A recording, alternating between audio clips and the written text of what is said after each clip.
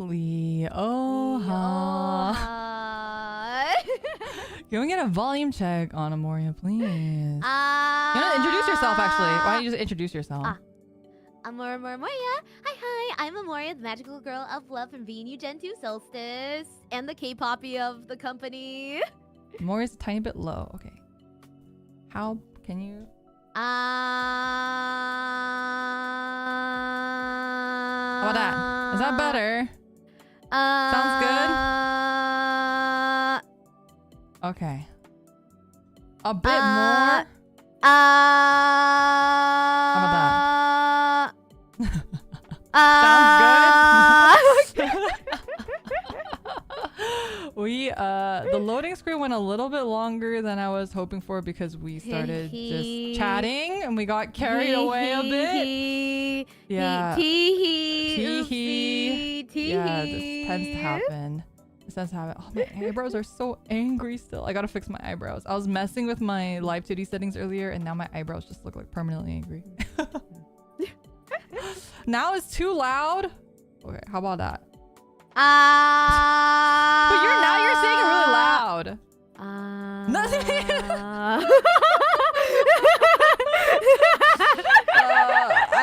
She looks good on my side. She looks actually a little loud, but I think it might be okay. It's good? Okay, I'm gonna go with it's good. She's good. Both of you sound good? Okay, good. All right, today, wait, I was gonna hide this, but now it's on the screen. Oh, it's fine. Oh, wait, what are we gonna do? Yeah, what are we doing today? What are we gonna? Why'd you bring me here? I have no idea. You were just like we were just like Amoria, hop on call, and I came on. What are we doing? Today we're gonna do the very first segment of This or That, which is something that I'd like to, try to do on my channel more often. It's like a segment where we present two items and we both we'll count down 3, 2, 1, and then we'll say which item we prefer, and then we'll just talk about it or debate about it, or maybe we'll get angry, fist fight over it. Who knows? We'll have to see. But that's kind of the point of the show, and then we'll kind of get to some spicy opinions. Some will be less spicy. Maybe we'll agree on certain opinions. That's kind of how the stream is formatted. Today's topic is idols. And when we say idols, we're encompassing both J-pop and K-pop. So to kind of talk about, before we dive into it, let's talk about our respective backgrounds in both of these areas. Talk about who our favorite groups are, just so people have context. When we started, I guess, liking what this or that, stuff like that. I can start so you can get an idea of what I'm trying to say. Okay. For me, I've liked idols for a really long time. I was a really big fan of Morning Musume in high school, but I didn't back in high school. I guess I'm really old here, but it was really hard to get, and I didn't know how to use that part of the internet very well. So I didn't know how to download stuff off the internet, right? I didn't understand the concept of that. So I just looked at whatever was on YouTube, but I'm old, so YouTube was still pretty new. It was a still new space, and a lot of companies didn't upload their own stuff. So I would only get basically uploads of what fans uploaded, other fans and whatnot. And I think especially in Japan, they weren't really using YouTube at the time. So it was mostly they were posting on Nico Doga, right? And so I'm sure you know this because we both utaite, Amoria, but back then, if you wanted to listen to utaite stuff, either you get a Nico account and you start learning Japanese, or you just were limited to what other fans posted, reposted basically on YouTube. Yeah, so it was usually in lesser quality or, whatever it is. So that was kind of how I consumed it. I never became a quote unquote fan because I just didn't understand how to consume that type of media, or I didn't know how to find communities back then. I never used LiveJournal, ironically, which I probably, if I did, I probably would have met a lot more people and learned a lot more, but I didn't know how to use LiveJournal. So that was kind of the main place that I think people congregated for these sort of niche fandoms. And then I started using Tumblr, but by that point I was mega weeb into anime stuff, so that's when I was more shifted into anime. And that's when I also learned about Denpagumi, which was kind of my other first J-pop idol group. I say first because even though Morning Musume was my first like one that I liked, Denpagumi was the first where I actually like understood like, oh shit, like there's wotage, there's Polaroids. You trade people Polaroids. You have these like books of people bring their like photo card books and you trade with them, and like I realized that there was like a bigger culture to it at that point. But I didn't know anybody, or I didn't have any friends who liked it, so I kind of just enjoyed it on my own. And currently I'm really into iLife. That's my big J-pop group. So that's kind of like where my J-pop journey went. My K-pop journey, I listened to a lot of K-pop growing up, just like as a kid in my family. We listened to a lot of K-pop, and in high school listened to a lot of K-pop. I like, you know, when I was in high school, we didn't have terms like stan and like whatnot bias. So like, you didn't even have bias back then? I think around when I was like a senior in high school is like when those kind of terms started popping up. So what do you call your favorite? You would just say like your favorite, like, oh, who's your favorite? And then you would say, so like when I was like in middle school, for example, I really liked Donbangshingi, right? DBSK Toho Shiki, and that's like really old school, and I really liked Shia Junsu, for example, back then. And then I kind of stopped K-pop stuff around like when 21 came out. That like Big Bang and 21. Around then, that's kind of where I like stopped with K-pop. And then I picked K-pop back up in like 2013. And in 2013 is when I started really liking groups like Miss A. I was like a very JYP stan. So I liked Miss A. I liked GOT7, and I liked 2PM. Yeah, JYP. Sorry, continue. Yeah, and then I also really liked EXO for a bit. So that was probably my last foray into K-pop, I would say.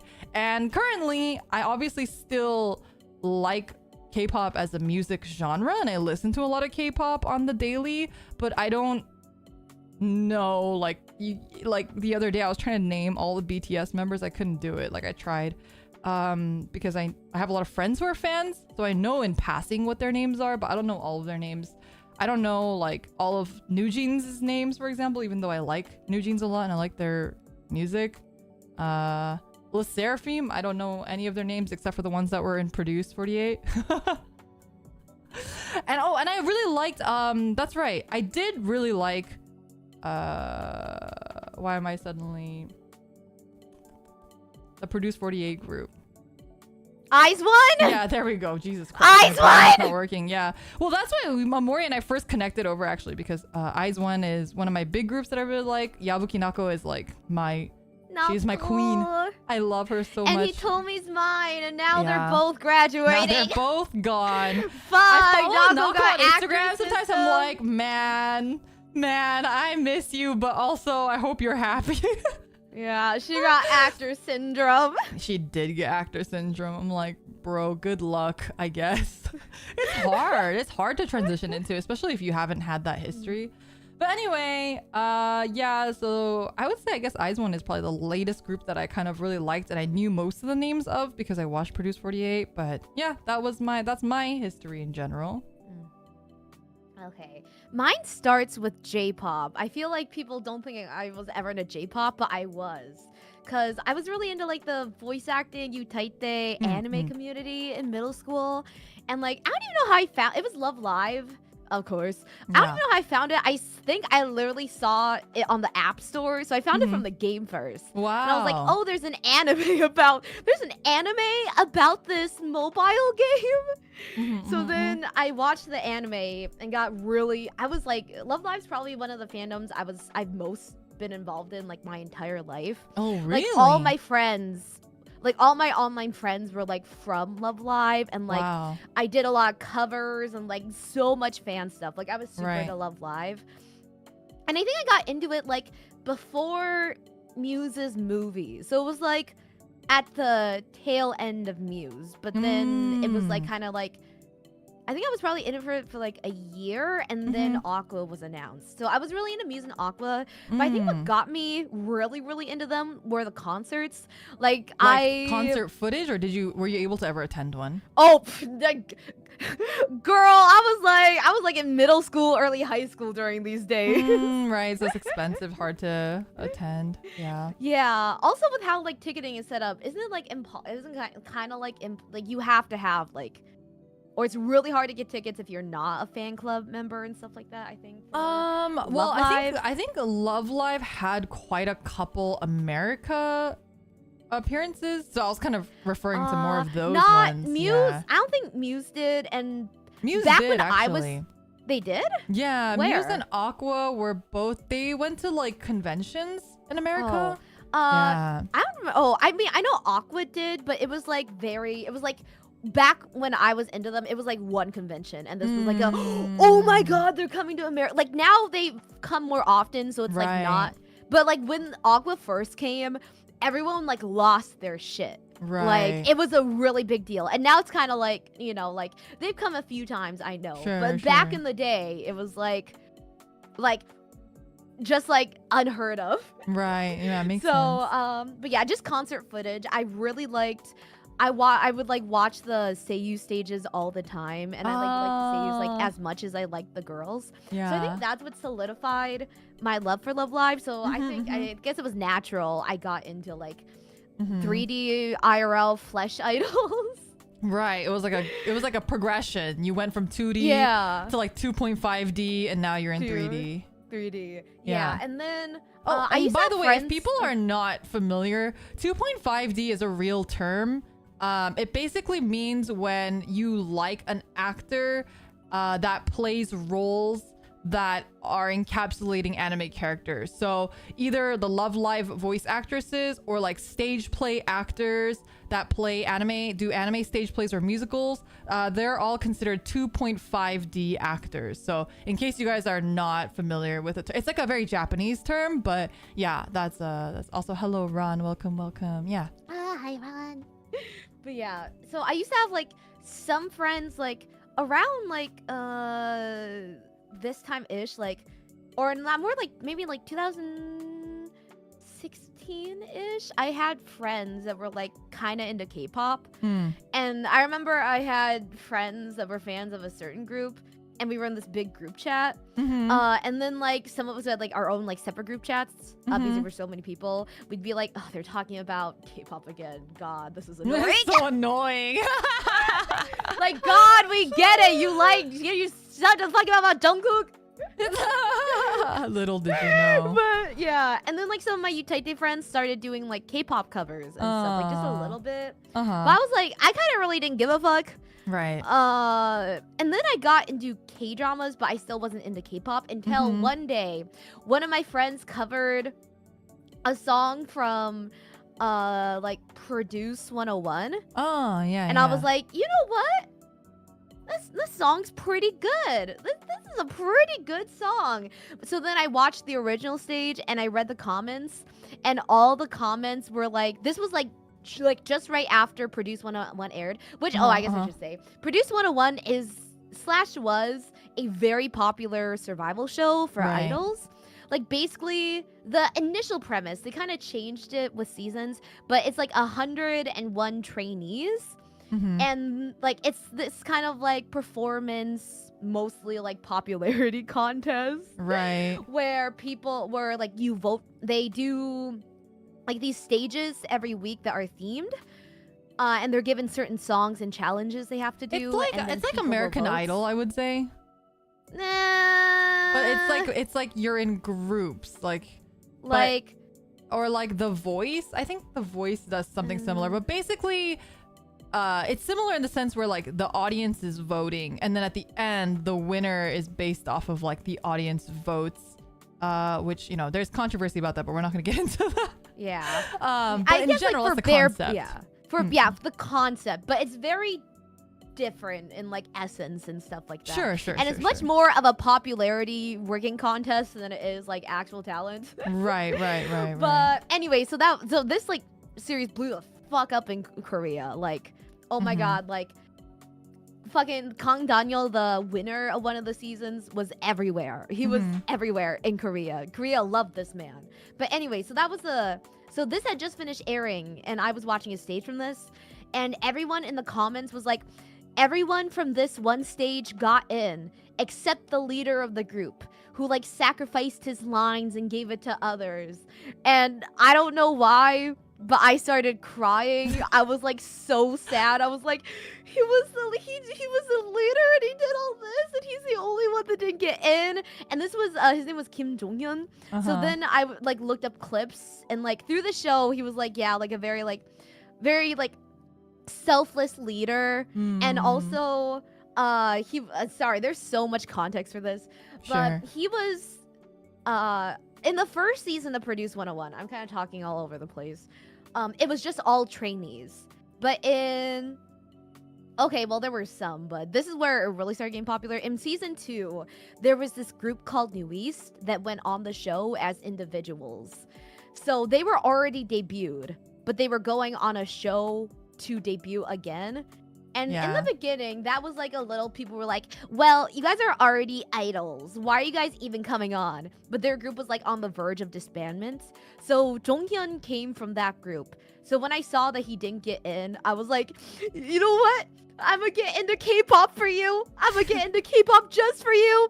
I'm gonna support New East. I'm gonna help you guys get popular. And they blew, only one of the members got into the Produce group. Oh. Yeah, and the other members like went back to the original group and just like promoted without him. So that was so I literally got into K-pop because I felt bad. Like guilt. You guilt tripped into K-pop. That's literally the only reason why I got into K-pop. Yeah. Well, now you're in neck deep. So who are your favorite groups currently? Currently, my top group, I was just telling Lior Senpai, because I was talking, and I was like, oh, I'm not going to their concert because I got busy and overwhelmed. And she was like, oh, so you're not like super deep into them. And I was like, oh, no, Lior Senpai, I've spent thousands of dollars on attempts just to meet them. And I was like, even if my least favorite member of the group was dying, I would sacrifice myself to save him. Like, no, it's serious. It's serious. It's Stray Kids. Stray Kids. But I say that because Stray Kids has a very specific sound. Oh, Mira! Thank you so much for the raid. That's funny. I rated her earlier, so she's rating. Oh, really? She's rating me back. We're looping. It's the raid circle jerk. Jesus. Mira, you have to start another stream in like 3 hours. Yeah. And then I can just raid back into you. Welcome, raiders. I hope you guys had a good stream. I hope you guys had a good time. And yeah, we're talking about K-pop / J-pop stuff now. So. Oh. Also, Ron, you know New East? Girl, I gotta DM you later. Okay. So yeah, it's Stray Kids. But Stray Kids is a very they have a very strong sound. So when I say my favorite group is Stray Kids, people usually think I'm a boy group stan. But actually, I mainly listen to girl groups. Like, there are very little boy groups I listen to. So Stray Kids is definitely my number 1, but my number 2 would be IZ*ONE, but they disbanded. Right. So then my number 3 would be Le Sserafim, which is actually doing a collab with Overwatch right now. But yeah, it's just, I like women and Stray Kids. Yeah. Anyway. Stray Kids is also JYP, aren't they? Yeah. Well, the JYP fans. Yeah. So that's kind of our... Oh, yeah, go for it. Oh, I was going to say, as for J-pop groups I follow Oh, yeah, with, right. I kind of still follow along with Aqua, but I like their older songs more than their newer songs. Sure. And I like Bish. But then they disbanded. So Moria doesn't have a good track record with girl groups. No, I'm actually cursed with my Oshis. So I understand. I feel like a lot of my Oshis either fail or graduate or get in scandals. And then my roommate was literally like, don't you dare Oshi my Oshi, like, ever. I was like, what the fuck? She's like, you are not allowed to ever overlap Oshis with me because your cursed energy is too strong. You're literally gonna make my Oshi graduate. Don't fucking touch my Oshis. I was like, it's so fucking sad. Oh man, yeah. There's a lot of stuff in that region as well. But yeah, actually, it's funny because you mentioned Love Live, and I actually was also really into Love Live, but I was into Love Live prior to them kind of becoming 2.5D. It was mostly like. So I was really, it's like so crazy and kind of cringe. But like back then, when Love Live was coming out, at that point I learned how to use sites to download anime, right? Basically to watch all the stuff. And what I would do is I would download every single thing from the season and watch every single anime in that season. And the one season that I happened to do that with had this file in it that was Love Live's first music video file. I believe it's one of the first songs that they did. It must have been like it was before Snow Halation. I don't know. It was one of the songs. What were they wearing, maid outfits? No, it's the very first one, so they're wearing school uniforms. Oh, so the Bokura no Life, Kimiko Yeah, no Life. that one. So I remember I watched that and my jaw like dropped because I was like, idols animated and they're just making it like a whole ass music video. Like, what is this? I need to know. And this is like back like before the anime existed. So for example, did you know Nico used to be a first year and Maki used to be a third year in the original music video? You can tell by the ribbon colors, and then I think they changed it, and a lot of their voices also changed from they changed. Yeah, Hanayo and Kotori got a lot more. They got really anime-fied when the anime started. Because like the seiyu's voices, like when you listen to their solo versions of the songs, the ones pre-anime and post-anime are so different. They're really different. Went from sounding like this to like sounding like this. Yeah. I mean, I think a lot of the voice actors were also pretty new. Not all of them, but some of them were really new. So it was really interesting to like watch them grow. Anyway, so I was like a really big Love Live simp, and back then I would go around. I went to this con. I actually still have the drawing. I went to this con and I actually straight up commissioned somebody to draw me Maki from Love Live because Love Live merch didn't exist and I didn't think it ever would. So like that. So that was like the era that I really liked Love Live. And then after the anime, I really enjoyed the anime. I played the game quite a bit, and then I just kind of fell out of it after a while. So unfortunately, I never really got into the 2.5D era of that. But yeah, it's kind of interesting to see how our paths are also kind of like we always sort of missed each other barely, like with our fandoms too. Yeah. To be fair, when I got into Love Live, I was like in 7th grade, so yeah. I don't think you would have wanted to hang out with me. That's true. I was quite a bit older. It was a time. So, but yeah, anyway, that's like our general background. Oh, right, Idolmaster. I was also super into Idolmaster, but like I think my 2D J-pop idol experience goes quite a bit while further back, and I don't really count that because I never got into the 2.5D aspect of it because I just didn't know how to access any of that. So yeah, so I don't count that.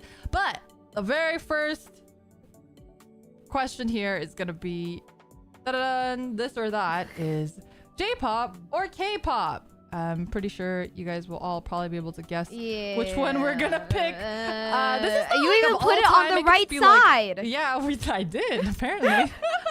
But just to show you an example, this is an example of what we do, and then I'd go at the count of 3, 2, 1.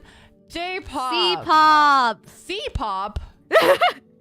Wait, were you ever into C-pop? No, I'm like. Okay.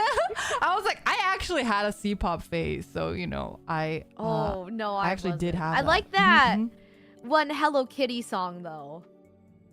That was like trending on TikTok, and like, no, I will never let you go. No, I It's a don't think I know secret that song. I've been told. Oh, it was like trending on TikTok. It was like from some Oh. like C-pop survival show. Oh. They had a really big one recently. I think that was pretty popular. The C-pop survival shows, because they had like a very similar ones to produce. Mhm. I don't know if you've seen those. Have you seen those at all?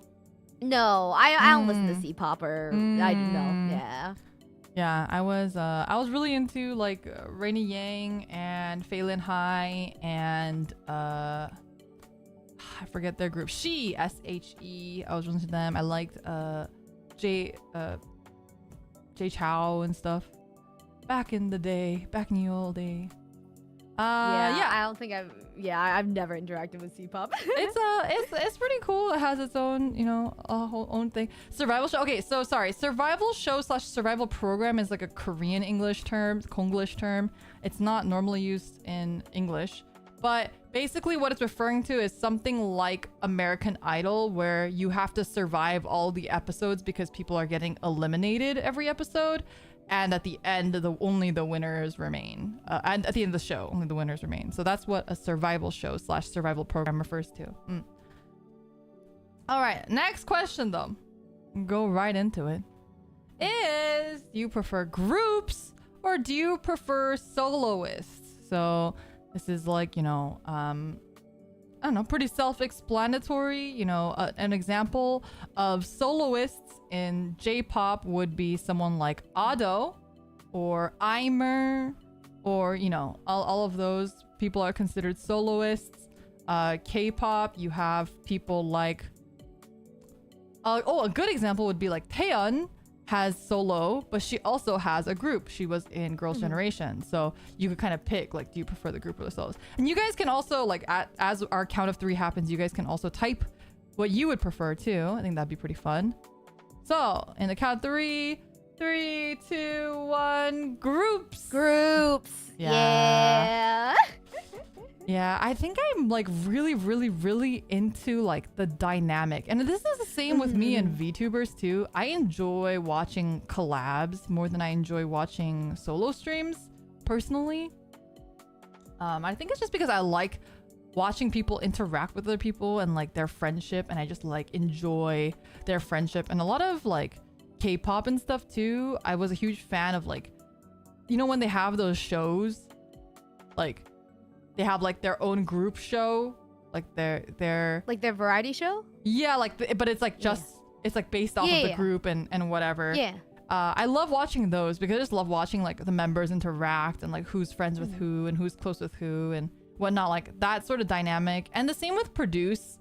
A lot of what I enjoyed about watching Produce was like watching the girls like interact with each other and like people helping each other, and kind of like what you were talking about, like, oh, like the selfless leader, like those sort of things I'm like really into. So yeah, groups for me as well. Also, yeah, just because I really like the group dynamic. Like a big reason why I like Stray Kids so much is because like the members are just like so genuinely close with each other and really like act like a family. Like they're like genuinely like really close friends, and that's what I like to see the most. right. Like of course, like if Han Ji-sung, my bias, if we went solo, I would 100% support him. Sure. But I would always, this is for any group that I like or any of my biases, like I'll always support them when / if they go solo. But I'll always prefer them in a group because I like seeing them like their dynamic with each other. Like each member in the group, like this member acts differently with this member than this member. Right, and, like, right. Or like, these people have like this sort of dynamic, but then these 2 people have this sort of dynamic, and it's like really cute to like see.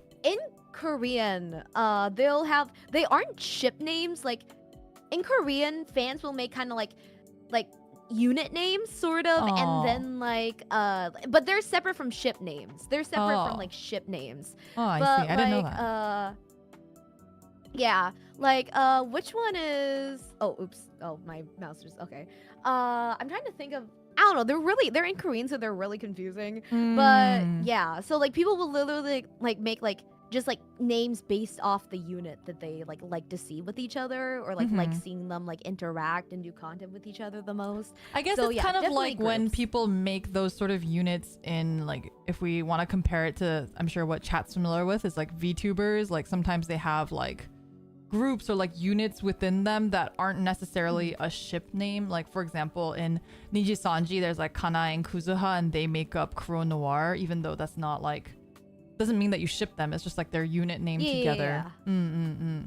Yeah, because in English, like, people will just like combine their names. So like you can technically use it for shipping more like or ship friendship. names? Yeah. I was gonna say. Yeah, but even people like people will still like, there's like people in K-pop like will still say like Minsong for like but they don't mean it just by shipping, but people that ship them and people that just use them to like refer to the two together or refer to the two's friendship will still use the same word. I see. So like in English it can be like a little bit more confusing. Right. Makes sense. Leo Moria. No, I like Leoria better. Leo Moria sounds way too fucking long. Let's shorten. Take out a letter. Leoria is like, I feel like it might not even be you though. It has too little of your letters. You know what I mean? So you want to say Leo Moria each time, senpai? You want to say that? Okay, go ahead. That's not catchy at all. No more than 4 syllables allowed. Damn, I didn't know there were like fucking rules for this shit. Okay. Because at that point, you might as well just say Leora and Amoria. I guess. I feel like it's faster to say than Leo Moria. Leoria. Sure, that's fine. Leoria is fine. That's Amura. Amura. Oh god. But yeah, no, sure. Leoria, there it is. That's our unit name. Not the ship name, by the way. Don't get it confused. So what's our ship name then? No, because we don't have one. That one doesn't exist. So, okay. You guys have to make one then. Okay, we haven't come up with one yet. We're still waiting. It'll never exist, is what I'm saying. Oh, until someone makes a great name. I see, you're trying to save it. You're trying to save it. Sure. Whatever you want to say. I literally made a cover about us. I know you Like, did. it doesn't have to be a successful ship, but at least give a name. At least let us put a name on it, senpai. It does not have to be canon. It does not have to be a canon ship. Why do we have to get like? It can be a rare pair. Labels, you know what? It can be a rare pair. 2023. We don't. Sometimes you just don't want to have labels on things. You know what I'm saying? What do you mean? People make ship names for every. You were a Haikyuu fan. They have ship names for every character that hasn't even looked at each other. But I feel you should know this. I feel like with every anime they have that, but it's like it's just their names combined. That's fine. Yeah, I feel like. Wait, what do you mean? It's just that it's always their names combined. Yeah, I mean, Is it's it not it's not anything like interesting or fun like a unit name. Yeah, I'm not asking for interesting or fun. I'm just saying I'm asking for the bare minimum. I'm asking for the bare minimum out here, senpai. No. It's like we don't gotta put a label on it. You know, no need. Everyone gets a label! I'm not even asking for a canon ship! I'm just saying, give us a catchy little name! So, it's fun! You can reject me! That's literally, I've given up on you! I'm just saying it'd be fun to put a name on it! But also, important question though. Would you be the top? No. Power Definitely bottom? fucking not. I don't know, it scares me even thinking about it, like. Well, it's important because, you know, when you make the name, it's supposed to be in order of top to bottom. No one does that anymore. Yeah. That maybe back in the day. No one does that anymore. No. Really? Like way back in the day. Oh man, I'm just Not too anymore. old. I don't know. Back in my day. Back in my day, it was really important whose name was first and whose name was second. Like, it was extremely important.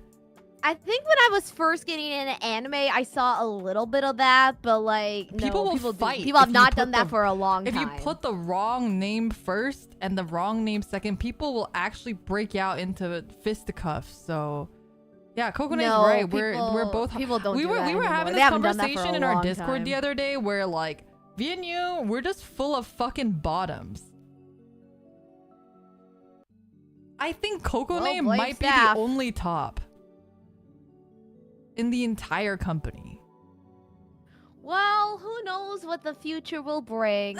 Who knows what the future will bring? Who knows what the future will bring? The V and you stands for bottom.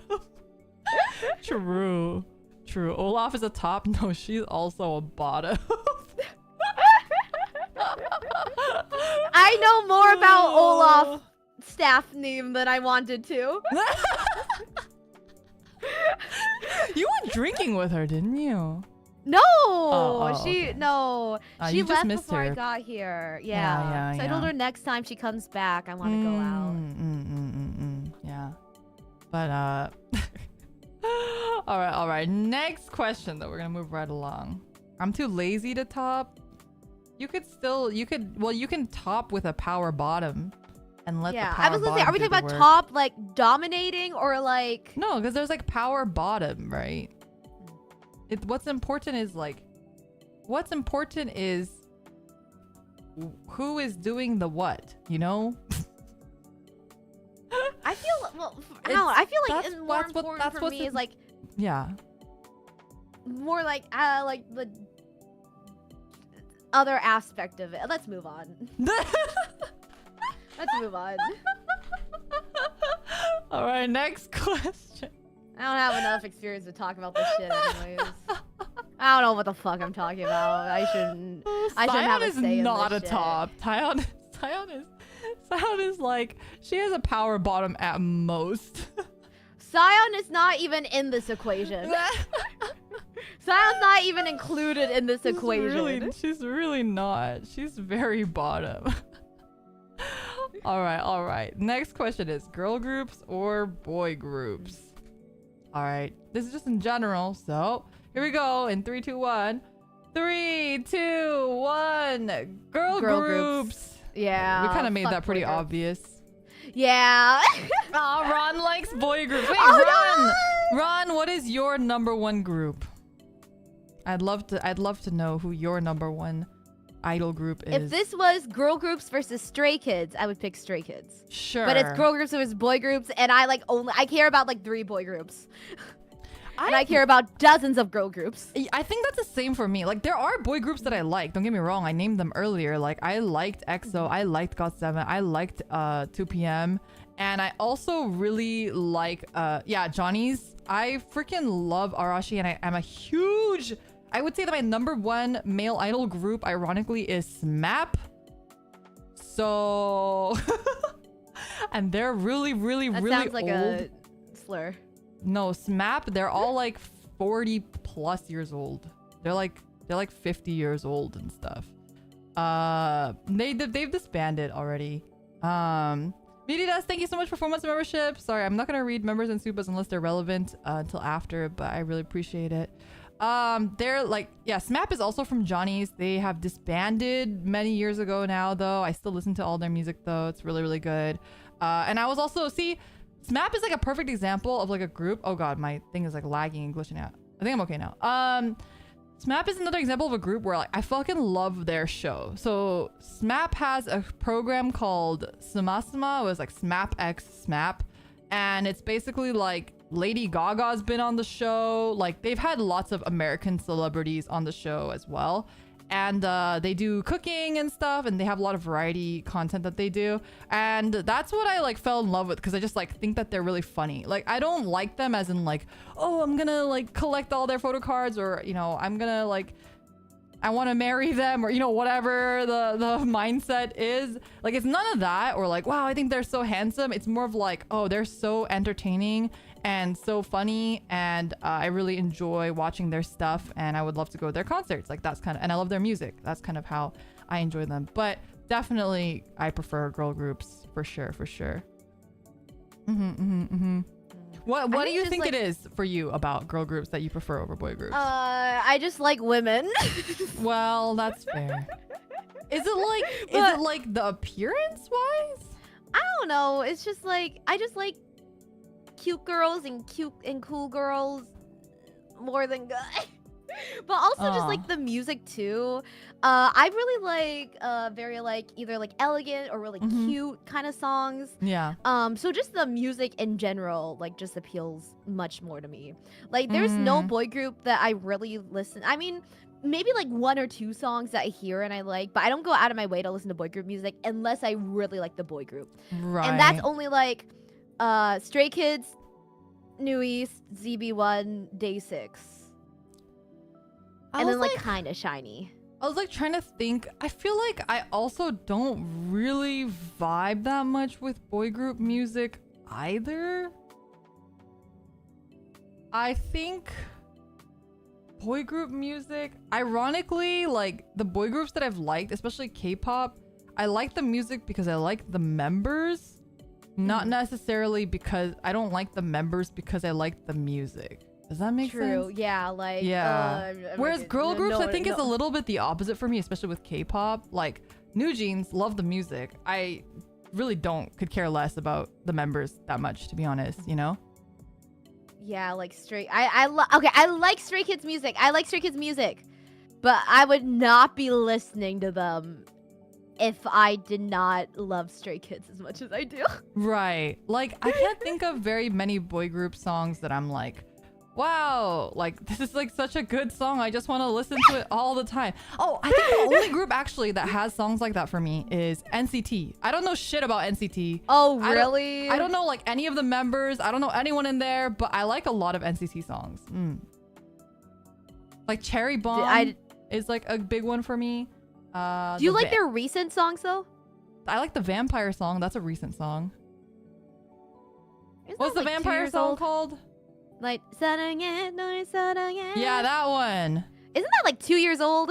I mean, that's recent. Because... Recent compared to Did like, you I like don't know, that? EXO songs and Did stuff, you I like don't know. the baggy jean song? I don't think I heard that one.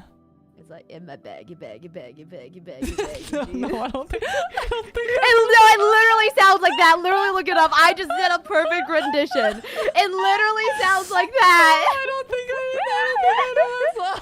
It literally, I just did a perfect fucking cover. Oh my god. Okay, well, that being said, like I also really like a lot of if we're talking about like J-pop groups, there are a lot of boy groups in J-pop that I like the music of. Mostly Johnny's. I'm only really familiar with Johnny's in terms of boy groups in Wait, Japan. do you know recent Johnny groups? Because I watched No. dramas. Oh, okay. I was gonna say because I now know 2 Johnny's members because I watched dramas with them. But I think no, they're I pretty don't know. like they're I don't pretty, know like, any of recent their and young. newer members. Okay. I think the only J-pop male groups that I sort of like are or like that I like the music of, but I don't know shit about them. I know like 2 Snowman songs, and I like those a lot. Wait. Oh wait, no, one of the members is from. His name is like Meguro Ren. I don't know any of their names. Oh, he's in Snowman. I haven't listened to a single Snowman song, but No, I just pulled up their. There's 2 Snowman songs that I really like, and I like them because they have that sort of blend of like it feels J-poppy but more K-poppy. Like they have a lot of K-pop influence for sure in it. So Snowman, I have 2 songs that I listen to for them, and then I also listen to one. Oh, I don't remember the group name. Wait, let me find it. But they also are a J-pop boy band that I listen to just because I like the music. But I can't even remember the name of the group off the top of my head. Like that's how. I think the only I don't know any of their male member names J-pop either. group I mildly got into was Udapri. I fucking love Utapri. But that's like also 2.5D. Yeah. 10% love. Hey, Hey. are you ready? Are you ready? I feel you are. I You kiss ready? you ass. I feel you too. Doki doki de kowarezo 10% love. Hey! I remember me and my friend used to just like because I had a friend and me and her were really into Udapri, and then our other friend, she did not give a shit about it. So like when we were Skype call, we would just sing the intro over and over again to annoy her. Utapri has some great music and also some really fucking amazing voice actors. Six Tones, I think I know some of the Six Tone songs, but I don't listen to them. It's B first, but there's a there's like a colon in between B and first. That's the group I was thinking of that I also listen to some of their music, but I don't know shit about them. If I saw them walking down the street, I wouldn't recognize them. Same with Snowman, unfortunately. Yeah. Yeah, I also like the energy of the crowd better at girl groups than at boy group concerts and events. I wouldn't know. I haven't gone to one. And the one I did go to was also in Korea. And Korea's concert, like, etiquette and stuff is very different from, like, right, American. Yeah, for sure. I mean, it's like a different vibe, definitely. All right, next question, though, is cute. This is for girl groups. So a cute concept or girl crush concept. And for those who are not familiar with girl crush, it is a Konglish. It's another Konglish term. Basically, it's kind of like a cool and more like sexy or tomboyish concept compared to like a cutesy concept. Yeah, it's like very strong. It's like girls with like a very strong concept. So like Le Sserafim is like Blackpink. Yeah, Blackpink. I would say Le Sserafim's really girl crush though. I feel like they're on that spectrum, well, if though. They're on the spectrum, but I would not say they're more girl crush than cute. Yeah, but girl crush is very like specific kind of like coolness, and I think like if you just like, are they cute or girl crush? Obviously they're girl crush, but yeah, the crush is not for crushing, like getting crushed. It's more of like I have a crush, and it's like girls would have a crush on them because of how cool they are. That's what it's implying. Yeah, like think of like Blackpink. Yeah, Blackpink's girl crush. G-Friend? Huh? Not G-Friend. G-Idol. G-Friend is G-Friend? I was like, what No. I'm getting them all. They all sound the fucking same. G-Idol. Yeah. So those are kind of the groups. And then cute is more like, you know, the typical Eyes One is really cute. Any J-pop group basically is gonna be on the cute side. Although nowadays J-pop groups Ice One is a lot more elegant than cute. Sorry, I don't know. I feel like they're pretty on the I mean, cute with their side. B-sides, but their main concept, maybe. their main concepts through all their title tracks were elegant. I feel like nowadays there's a lot more girl crush J-pop groups than there were before. Like, I have to look at my list because I don't remember any of their names off the top of my head. Like, I really like Philosophy No Dance. They also did the ending for Mashal, which I thought was really surprising.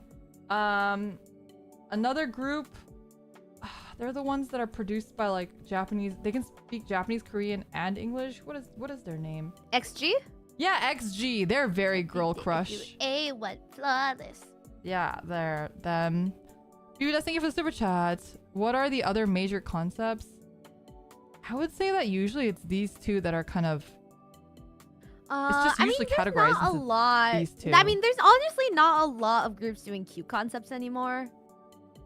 I feel like in J-pop at least it is. So. J-pop, but yeah, in Korea, not really. Like, definitely stronger concepts are more favorable. I think it's because the stronger concepts do better internationally. And right now, I feel like K-pop is all about trying to get international fans and fame. Trying to ride the BTS hype. The BTS like, even Blackpink. Had a pretty big concept change for this comeback. Oh, I don't even know what their most recent one was. I feel like it was just it's baddie. It was just released a few days ago. Oh. I'm a baddie. I feel like IVE also has a more like glamorous concept. Or elegant, I guess is what you called it earlier. But they went pretty girl. They leaned pretty girl crush this concept, this comeback, which I was surprised with. Yeah. I don't know how I feel. Like, who was I thinking of? Another concept is high teen, which is another Konglish word. But basically, high teen equals Mean Girls, 90s, early 2000s American aesthetic. So think lots of pink, Lisa Frank, lockers, stuff like that. So like aespa recently has been really leaning into the high teen concept with a lot of their songs. What There's would you also consider New Jeans as? I mean, I know New Jeans kind of New created Jeans their is like own. Y2K. Right, but I feel like that kind of maybe Y2K is the umbrella for where high teen belongs in as well. Yeah. But there's also Teen Crush, which is like girl crush, but a little bit more for like a younger, like not I've as like never even really heard that. cool and strong. Mm. Yeah, no, Teen Crush. I mean, it was really popular like a few years ago. I think it's also like fading out a little bit. Can you give me an example like, of a group? I mean, ITZY and Wiki Mickey. Oh. ITZY in their early days, at least. I guess for their then first... G Idol would be kind of more in that concept. Nah. No? No, it's more like more like younger. Not really. G Idol's more like mature. I don't think I understand the line quite well, but yeah, something like that. Sure. Wait, I mean, there's not really. I mean, maybe with like, what would Queen Card be? I don't know. I guess for most of G Idol's songs have been pretty for like a mature audience. Right. So I guess it's supposed to be like girl crush, but for like a more family friendly audience if it's like not sexy, I guess. Yeah. Like kind of rebellious high school teen girl vibes. Gotcha. Interesting. That I haven't heard of, so I'm learning too. All right, next question though. Oh, did we even do this one? No, we haven't didn't even pick done one. it. We just been talking about it. Okay. In the count of three. 3, 2, 1. Cute the concept. Yeah. I'm surprised that you don't like Girl Crush. To be fair, yeah, actually, maybe I am kind of surprised too. I like some music though. I really like cute songs. Like, there's this one recent group called Chotsadong CSR, and their songs are so fucking good. Their songs are, and because they're very cute and just like very like very cute, but also like meaningful. Like, I really like songs that like are really cute, but the girls sing it with a lot of meaning. Right. If that makes sense. Like, it's not just a song to be cute. Like, they put a lot, like, I don't know. It sounds like very like a wishy-washy thing, but is it like are you like leaning like kind of like girl like G-Friend? G-Friend or like Early Fromis 9. Right. Chotsadong. Yeah. Is there a So reason like why you don't like also. J-pop girl groups as much? Would you say? Just because I feel like that kind of lines up more on that side too. There's a few reasons. Number one, I like the group, but I also like there being emphasis on individual members. So I don't. One of the things I didn't really like about J-pop is that like they sing together. Not all J-pop groups, but it's much more common. Yeah, like, no, I get what you're saying. K-pop, like people rarely sing the same line. Like, it's, like sometimes they'll sing the chorus together, but often it's individuals. Right, everyone. I really like hearing individual voices, or group voices. I see.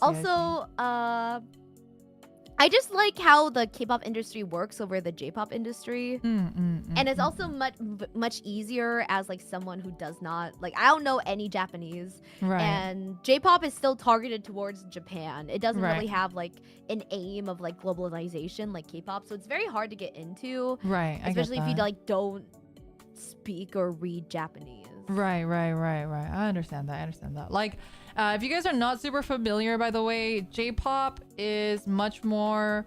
So, for example, the VTuber scene, I talked about this before, is very much coded off of the J-pop scene. So in J-pop, graduation is normal. It is very normal for girls in a group. So for example, AKB48 has been around for a very long time. It carries the name, but none of the members of AKB have been there since the beginning. They've all been cycled out because as they get older or they decide to do other things, they will graduate, and then there will be another member kind of coming in and filling that space. Whereas in K-pop, it's pretty rare for them to backfill or replace groups.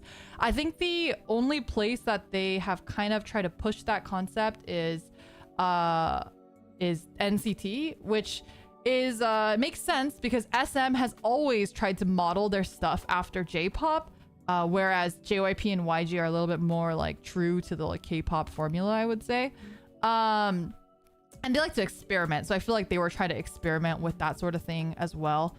And so it is more like if you have a very big loyalty to certain members and the group dynamic, in J-pop, that can be hard to maintain because a lot of the members will start graduating or rotating out, and that sort of group dynamic that you were hoping for is no longer there. I think the only exception to that would be actually Johnny's Entertainment, ironically, because Johnny's does, not that I'm aware of anyway, does not backfill their members, and members rarely graduate. I think the only one that I can think of that wasn't like a complete disbandment is like in News. So the main singer for One OK Rock used to be a member of Johnny's Entertainment in the group News. So that was like the only one that I could think of where he graduated and kind of did his own thing. So yeah, it's also a very different way of operation. So I understand that that's not really everyone's cup of tea for sure. Yeah. Okay. Well, anything else you want to add to this one before we move on? Nah. All right. Let's go to the next one. We have a long list. We do. All right, kind of related to that. Oh. What a good segue. Oh, I thought this was a different question. Oh, are you looking at the list? I like move some stuff around, so you're just gonna have to look at my screen share. Okay, never mind. Okay. All right, we have the question: fan of one member versus fan of the group. Right. So wait, this is yeah, go for it. Oh, I was gonna say. Oh, you might explain it, but I was gonna say, is this like what we are right now, or what if we had to choose? Like, if we could only be. So, like, for example, like, is it usually like one member that gets you into the group? Oh, or are you more of like a full group fan? So in Japanese idol terms, it'd be like, are you an Oshi haver or are you a DD, which is like Daredemo Daisuki, which means you like everyone. So it kind of is more like your fan behavior, if that makes sense. In Korean, this would be, well, K-pop, not Korean. In K-pop, this would be, are you a solo stan or are you just like a fan of the group? Like, we call people who like don't care about the group, but just like one member a solo stan. Yeah, and usually there's a lot of discourse about it. Sure. So it's more of like an asking of like, if this group didn't have your favorite member, would you still be a fan of it, sort of thing, right? I think that's the best way to picture it, right? So if you have a favorite member in a group, would you still be a fan of the group if that member did not exist? And then that should probably guide you into whether you'd be a fan of one member or fan of the group. All right, ready, Amoria? All right, 3, 2, 1. Fan of the group. Fan of the group. Yeah. I lean towards this, but it's difficult. Like Stray Kids, if Han Ji-sung wasn't in it, I would. I feel bad. Oh my god! It's every time. We need to get Ron on the show. Yeah, we need to get Ron on call. We're gonna start calling up Ron. Yeah, because our answers have been almost all the same except the first one. Yeah, we gotta get Ron here, and then we can start arguing with her. Yeah, we gotta gang up on her. 2 against 1. Yeah. Sorry. You were saying with Stray Kids? Yeah, with Stray Kids, like if Han Ji-sung wasn't in Stray Kids, I would still be a fan of Stray Kids. But like if Hitomi wasn't in Eyes One, I would have liked them. But you wouldn't like them as much? Yeah. Like I wouldn't have been like as into them. Right. Because like, man, for their final concert, I bought for all the merch of Eyes One's final concert. I bought one of Hitomi for all the merch. Oh my gosh. Like every single merch item, all of them. So I think it kind of depends, but overall, I still went with fan of the group because there's no group where I solo stan. Like there are some where I'm like, I like this member and I don't really care about the rest of the group. But again, group dynamic is very important to me, so I don't really solo stan them. I like admire them from afar and I'll like check in on their songs and be like look at their photos, but I wouldn't consider myself a solo stan because that doesn't really appeal to me. We should have made this a question, but I didn't, so I'm gonna just spitball it at you. With the same kind of feeling of that, I do have a question, and this is something I've been conflicted with recently. It's basically, the question is your ideal type in terms of like voice, song, and everything but their personality is not great. Like they're like hot and everything. Like they're like 100%. Like it's not that they're a bad personality, but it's more like it doesn't mesh with what you typically like. Maybe it's kind of an opposite personality of what you would normally like. They're not a bad person. It's just, you know, the personality is not really there. Or is it like you'd rather have someone who matches the personality that you like, even if they're not really aesthetically your type, or like maybe they're even ugly or they're not good at singing or like dancing? Oh, definitely the personality one.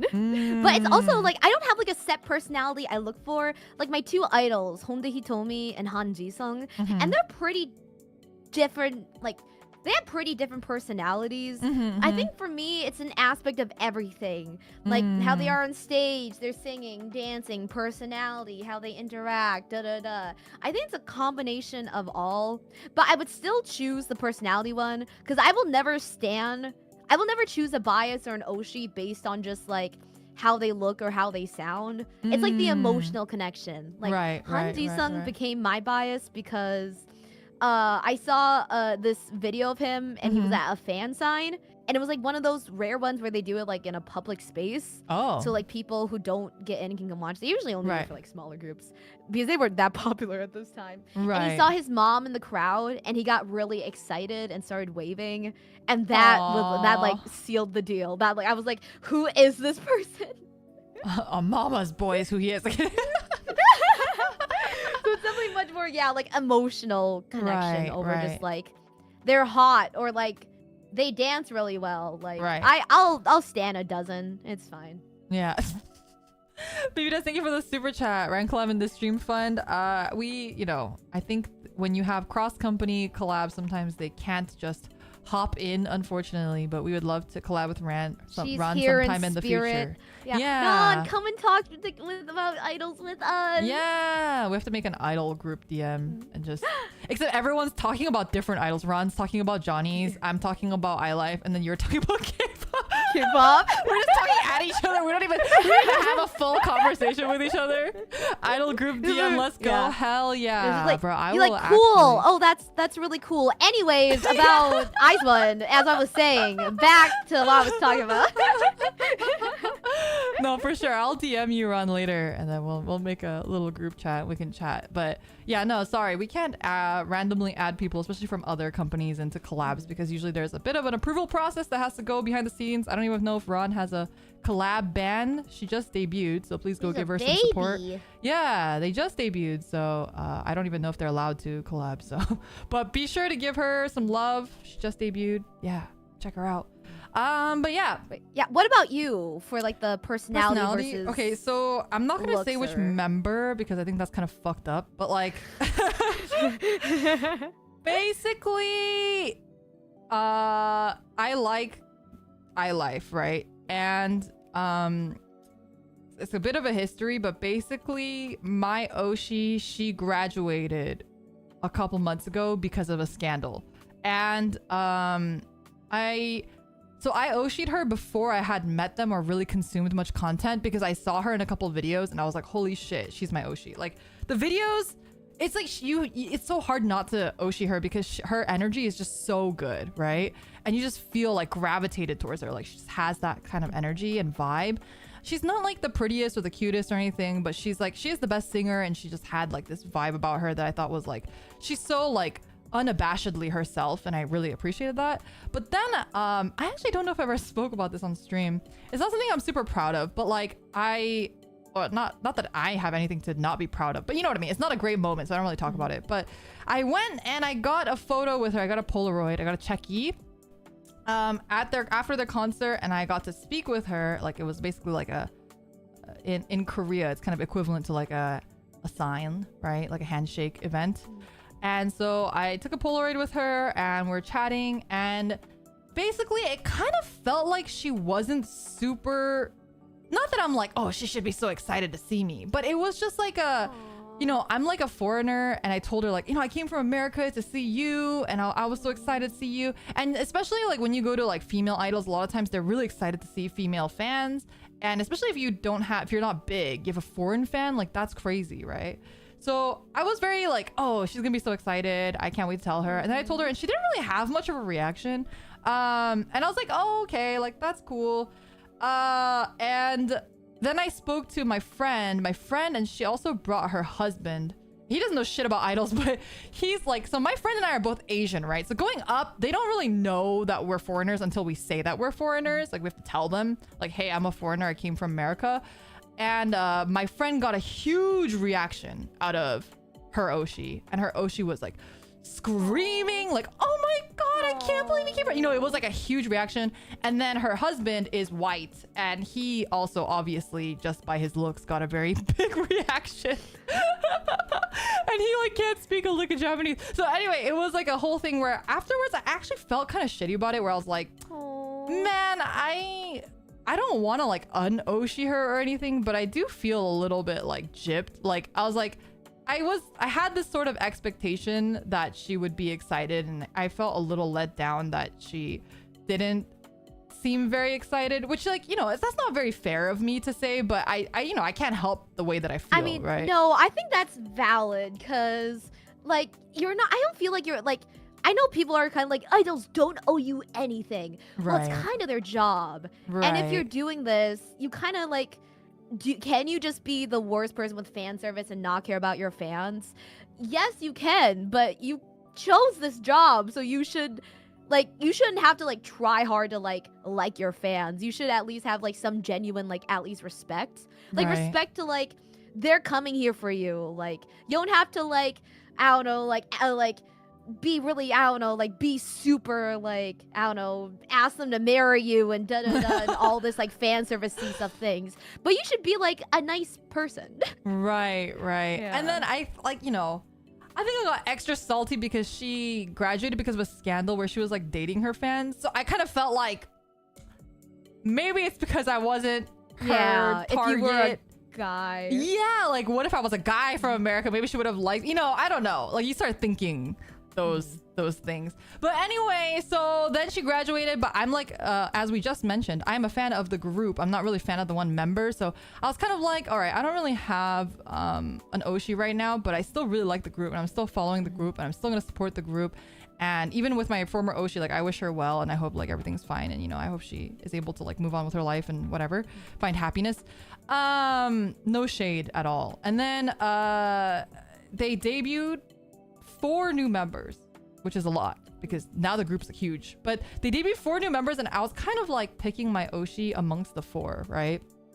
I'm kind of like, oh, okay, like who will it be? I really like this girl. I really like this girl. And then I started Oshiing one of the girls, right? I thought she was just so pretty, also really good at singing. I felt like, why is the company like asking her out? Like they're not giving her a lot of lines. Like what's going on, you know? Turns out that she also had a bit of a scandal, which I don't think is her fault. I think it's like fucked up what happened to her, because basically she got doxxed, which I know sounds hard to believe because it's idols, but in Japan it's a little bit more similar to VTubers, where they usually take on a brand new name and you don't know their real name or their situation. And basically one of her like former like quote unquote friends doxed her and posted photos, like her personal photos, and she like had a boyfriend at one point, and so she like posted that and was like, oh, she's had a boyfriend, like you, like fuck her. Which I was like, you know, fuck this girl. Like no, I don't care if she's had a boyfriend, I'm still gonna Oshi her. So I was like very adamant about Oshiing her in a way of like, I'm gonna like, I don't care what people say, I'm gonna Oshi her anyway. But then so this so this all happens, right? And I'm like, yeah, hell yeah. I changed my phone background to her. Like I am full. I'm like armored up. I'm like ready. I'm ready to Oshi the shit out of this girl. I'm like ready. And then she starts posting more on Instagram, because prior to that they had just debuted, so they weren't really like posting. Her entire personality, and I don't know what she's like in person, but online she's extreme GFE.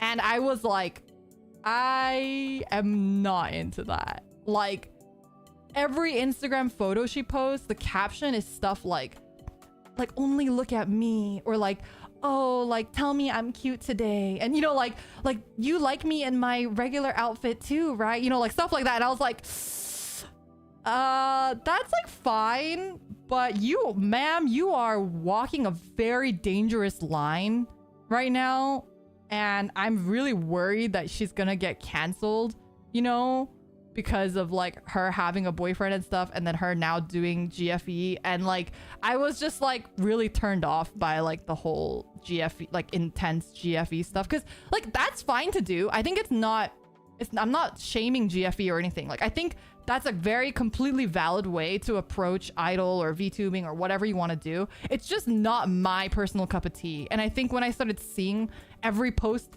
her doing GFE, I was like, I don't think I can Oshi her anymore. You know what I mean? I was like, this is a little too much. She's giving you a real girlfriend experience, breaking up with your girlfriend. She literally the real girlfriend. I'm literally breaking up with her. I was just like, that's cool if people like that, but it's just not my thing. Or like, you know, I follow them all on TikTok, right? And then they all post like cute, like, oh my god, we're doing a trendy dance, like, oh my god, or we're doing our song dance, like, so cute, you know, whatever. All of her TikToks are like her staring into the camera and just like smiling cutely, and I'm like, like I'm like not about this. Like this is just not the content that I am liking idols for, you know what I mean? I already have many wives. I don't need I'm not into idols trying to look for a girlfriend, you know what I'm saying? Yeah, anyway, that was my recent dilemma. I'm still she's still my wallpaper though. I feel bad to like change her. Girl, you gotta rip that band-aid off. Welcome, Raiders. Welcome. Also, I believe Rana is also a Stray Kids fan. Yeah, she is. She is. Yeah. Welcome, welcome. I hope you guys had a good stream. We're talking about K-pop and J-pop right now.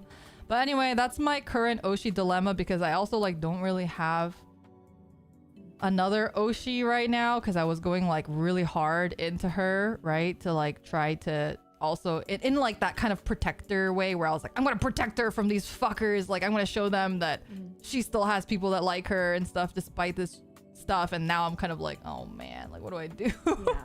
No, it is I think maybe that's also why I like girl groups, because like when you're a female fan and like in a sea of male fans, like I feel kind of special. I'm like, I'm not like other fans.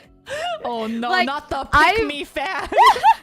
Like I went to a birthday cafe for this one for Jihon. From It's 9, and From It's 9 is a K-pop group, and they have a very big male fan base. Oh. So I went to the birthday cafe and I walk in and it's just all male fans. It's just all male fans, and I'm like, oh, I feel, and they like all like turn their heads to look at me as soon as I walk in, and I'm like, oh, I feel, hey fellow fans. Yeah, hey fam, yeah. how's it going?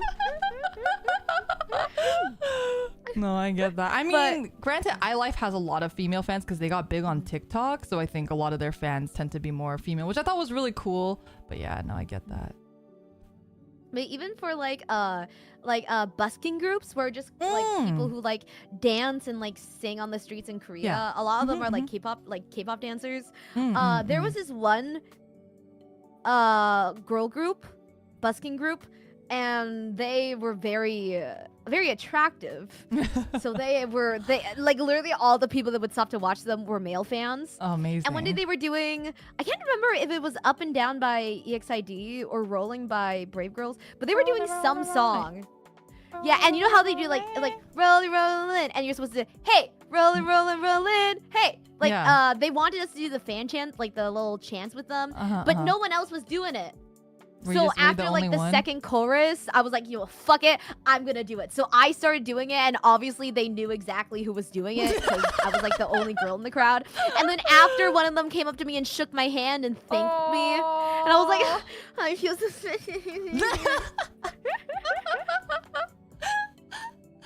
That's funny. That's really cute though. Oh, actually, I have to tell you, I have to send you a video about one of my experiences with them later. Ooh, yeah. I look forward to it. Well, okay, what's really cool is actually in Japan, for J-pop idols, they actually have a bunch of female-only events too. Oh, really? For female groups. Yeah. So it's female, like they have like girls only nights where it's like only females are allowed in the audience. And it's really, really cool because it kind of allows people who feel uncomfortable with like the more like, oh, it's a very heavily male dominated audience, or like they feel uncomfortable to like push to go to the front. They kind of have more of that. They're kind of allowed to push, you know, because you're pushing other girls. You're not pushing dudes. And like, you know, so it's a lot easier. Is there boys only night? Every night is boys only. Yeah, why the fuck do you guys need a separate night, greedy bastards? Every night is boys only night. So like, yeah, because usually, especially if you go to these female idol concerts, the front row is usually all guys. It's like all dudes. Because a lot of girls are not going to want to push guys to get to the front.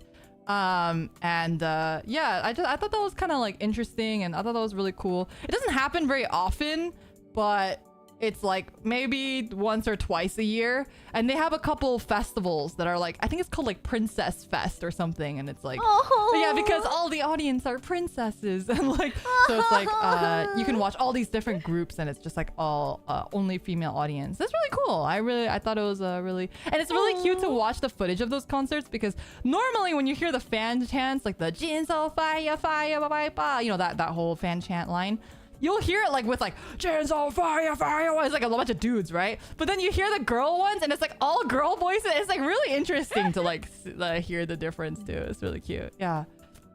I feel like when I listen to like female or like just like female groups and male groups in K-pop, and their fans do the fan chants, female fans always do the fan chant better than male fans. Like whenever I see like on music shows, like when you watch fan cams, like the female fans are going they're like fucking screaming at the top of their lungs. Right. And then but if it's like a girl group and it's like mainly male fans, they're just like fucking like listen up him. They're not giving the energy. They're not giving the energy. Well, that is very different in J-pop groups, because J-pop guy fans are like, they go the fucking hardest. I think a lot of girl fans for J-pop, especially for female J-pop groups, like girl groups, are a lot more shy, and they do tend to be younger. So I think they're not as like super like screaming at the top of their lungs. But the guy fans are very hard in on it. So I think that's kind of interesting that there's a bit of a cultural difference between J-pop and K-pop there too. That's really good for younger fans as well, it would seem. Yeah, totally. And like I said, especially with the group that I'm into, iLife, they got really big on TikTok. So a lot of the female fans who are into them are very young. Like every time I go and I see the female fans, I get very, very intimidated because they're very young. A lot of high schoolers and stuff. So I do think it's a lot safer for them to be able to enjoy it in like a girls' night. Again, it only really happens like once a year. So yeah, I thought that was really cool and really nice. Next question though is, oh, okay, this is similar. I thought it hadn't changed, but did change. It's being a fan of one group, giving your all to one group, or being a fan of multiple groups at the same time. Alright, I need clarification. Now, what do we mean by fan? Like, oh, like, we'll buy their album and watch their concerts and, like, keep up with them? Or are we talking, like, we go hard? Like, we're buying dozens of albums, going to all of their concert, like, what are we talking about fan? Like... It'd have to be pretty hard. Like, going to concerts minimally and buying albums minimally. That's not, okay, that's not very hard. That's pretty... low entry. I feel like it's, so you're not like, oh, so that it's not like ulting multiple groups, it's just being a fan. Sure. Okay. Like, would you prefer to be a fan of one group or be a fan of multiple? And if we're talking like money wise, say you have unlimited resources, but you do not have unlimited resources with time. Time is still the same. Time is constant. So we're talking unlimited money, but not unlimited time. I feel like this one's pretty easy then. Okay. Alrighty. Then here we go. 3, 2, 1. Fan of one group. Oh, yeah. Really? Yeah. Oh, really? I'm not really good at, even with gacha games, I can't do multiple things at one time. I have to, I hyper focus. Like, I might be a casual fan of other stuff. That's fine. But like going to concerts, learning all the fan chants, buying merch, buying albums, I don't think I could do that for multiple. See, I mean, I don't do it for that many. Like right now, I only do it for 3. And that's probably like all I'm ever gonna do because I'm not really getting into any more new groups. So I'm not like doing a shit ton.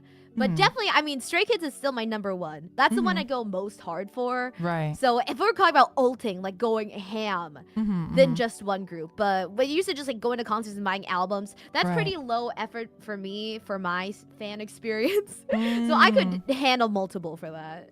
I see. I mean, like, yeah, I mean, I might, I don't know. I don't even like to, maybe this is like my social energy thing. I love going to concerts, but I don't even, sometimes they'll be like, oh, Leora, there's like a so-and-so concert in your area. Like, I think recently there was like, who was it? Mamamoo was like not too far away, a couple hours away. And my friends were like, we're going. Are you going? I was like, no. Like, and even if someone was like, oh, I mean, if someone said you could go for free, I'd go. But like, in general, I'm just like, like, I'd rather just stay home. Because I don't like them that much, you know, if that makes sense. Like, I don't know. I think in general, I have a hard time keeping up with multiple groups. Because I think when I like get into one group, I get in pretty hard. I might like the music of other groups, but yeah, I don't really like to spread myself too thin. My attention span is too short anyway.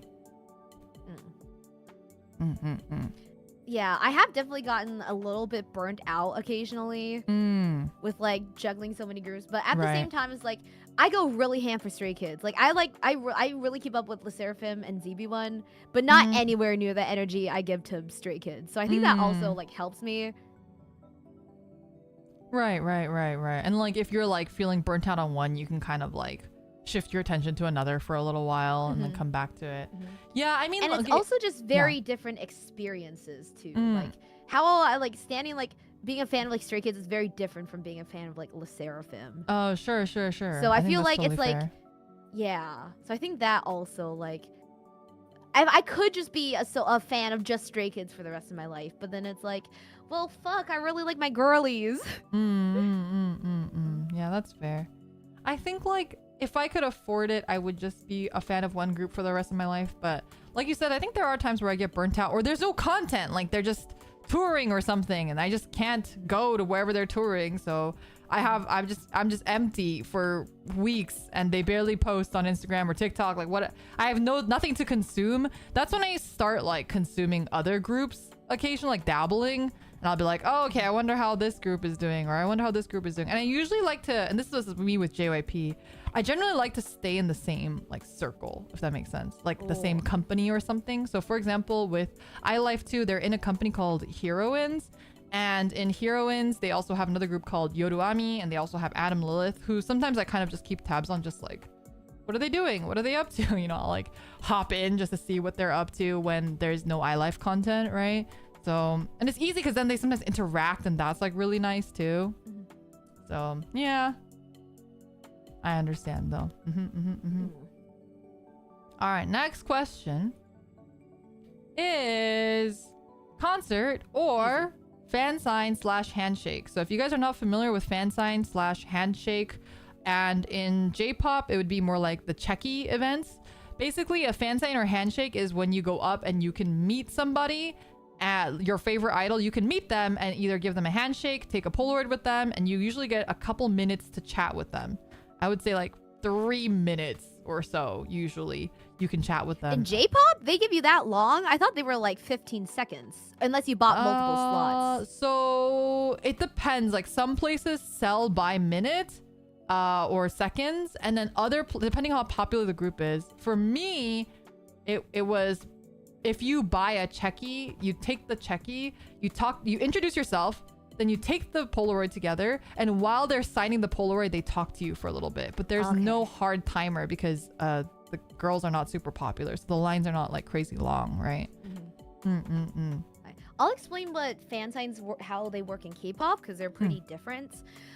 So you go to a fan sign and you apply by buying albums. One album equals one entry, but I'm gonna tell you a secret. it's not a real lottery. Whoever buys the most gets in. Right. And sometimes they'll come in even like kind of like rig it and like give preferences to like fan sites, like people who are dedicated fans who like upload really high quality pictures and stuff because it's like, you know, like free promotion and shit. Right. So it is not a raffle. You cannot buy one and just hope you're lucky and get in. Like they will just pick the people who buy the most. Right. But yeah, so you go, and then it's kind of like in this auditorium thing. They're on stage with a bunch of tables and chairs, and then everyone's in the seats in the audience, and people go up one by one, and they'll like, you'll sit down in front of one member, they'll sign. Some groups you can do like a post-it, so you can ask them a question on a post-it note, and they'll like which member do you wanna go out with if you were a guy or something, and they'll like check it, and they'll talk to you, and you usually get about 1 minute per member. I don't know how it works for like duos or soloists. I'm guessing they give you more time maybe because there's like not that many members. But and then like the staff behind will say like your time's up, and then they'll go to the next one. Depending on the company, you can also give them gifts or props because this like entire headbands time or stuff. Yeah, like people, like the fans are in the crowd, and most of them are fan sites, so they're taking pictures, and the idols are posing like while they don't have like, you know, a fan in front of them and stuff. And then sometimes you can give gifts that they can bring back, but for Stray Kids you can only give letters. So I gave a letter to Hanji-sung. But yeah, so you go one by one and you talk to them and they sign and everything. So that's what fan signs work like in Korea. I've been to one. I know someone in chat mentioned like had that experience with a VTuber, like a meet and greet. I would say that that is a pretty good analogy. Like the VTuber equivalent would be concert versus meet and greet. So you guys can think about it that way. All right. So let's, at the count of 3, 3, 2, 1. Fan sign. I mean, it's such an intimate experience. Yeah, like, is seeing them in concert versus on videos better? Yes. But you don't have like an equivalent to like a fan sign. Like this is fully custom. Yeah, and you like they are looking at you right in the eyeballs, and you know, you get to talk to them or tell them things like how much they changed your life or how much they mean to you, and they get to respond to that. And I think that that is really irreplaceable memory. And especially if you get an autograph or you get a Polaroid like in Jpop, that's like, it's, even though I had that kind of iffy experience in iLife, I still treasure that Polaroid a lot. And I treasured like the memory and stuff. And I like, more than anything, I treasure like the joy that she gave me, you know, throughout her time as an idol. So I think a lot of those things are, you know, it sucks that she was mean. No. Okay, I want to clarify. She is not mean. She wasn't mean. She was very sweet, and she was very nice. Lukewarm. It was just not like, yeah, the reception was just very like, she was just being pleasant, you know, which is fine. But I think I was just hoping for a little bit more. Like canned? Yeah, like kind of like canned. Like a canned response. Yeah. Yeah. Wait, I gotta send you a photo of Han Ji-sung's face when he was talking to me when I was at a Why fan do sign. you have a photo? Did you ask your friend to like take it for you? Oh, because okay, I was very unprepared when I went to my first fan sign. Like as soon as we sit down, all these girls are pulling out tripods, their giant cameras, and I was like, fuck. I was not prepared. But after I like posted pictures, and one of a girl that was there was like, do you have like a photo, like videos of me when I was talking to this member, because it was like cut off from my camera. I'll send you videos I took from when you were. So did you have videos for her, or was this before she went up and you guys agreed to do this for each other? No, this was at like a few days after, but I had a friend that I made there, and she had videos. So I had that friend send me them to send to her, and then that girl sent us both videos that she had of us. Wow. So that's how I got the footage. Yeah. That's nice. That's so sweet. Yeah, it was really nice. That's so interesting. I want to see. Send me the photo. Yeah, it's one of the best photos in my life. I want to get framed. Let me see if I can find a photo of the Polaroid.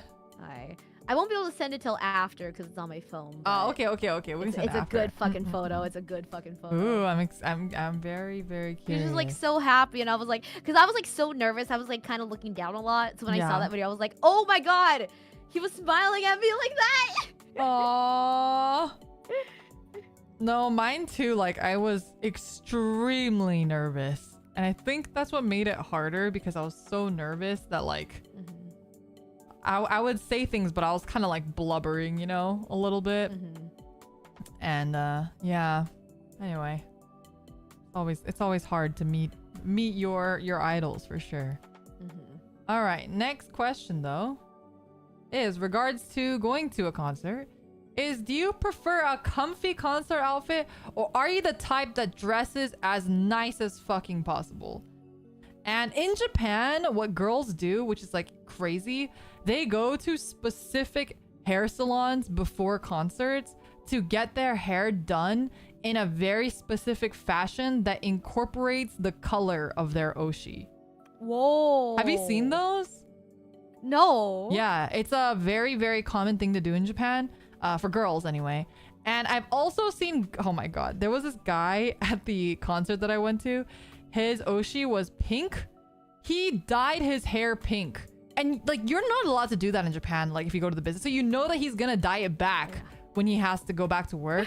But he had pink ass hair and he was wearing full pink outfit and everything, you know. And this other guy, I've told chat about this guy, but this guy, he wore a suit in his oshi's color, and I was like, bro, you are where are you? You're wearing a full ass suit, like a 3-piece suit. Like, what's going on, man? But in his oshi's color. Sweet. Yeah. So especially in J-pop, right? Like the color is really important.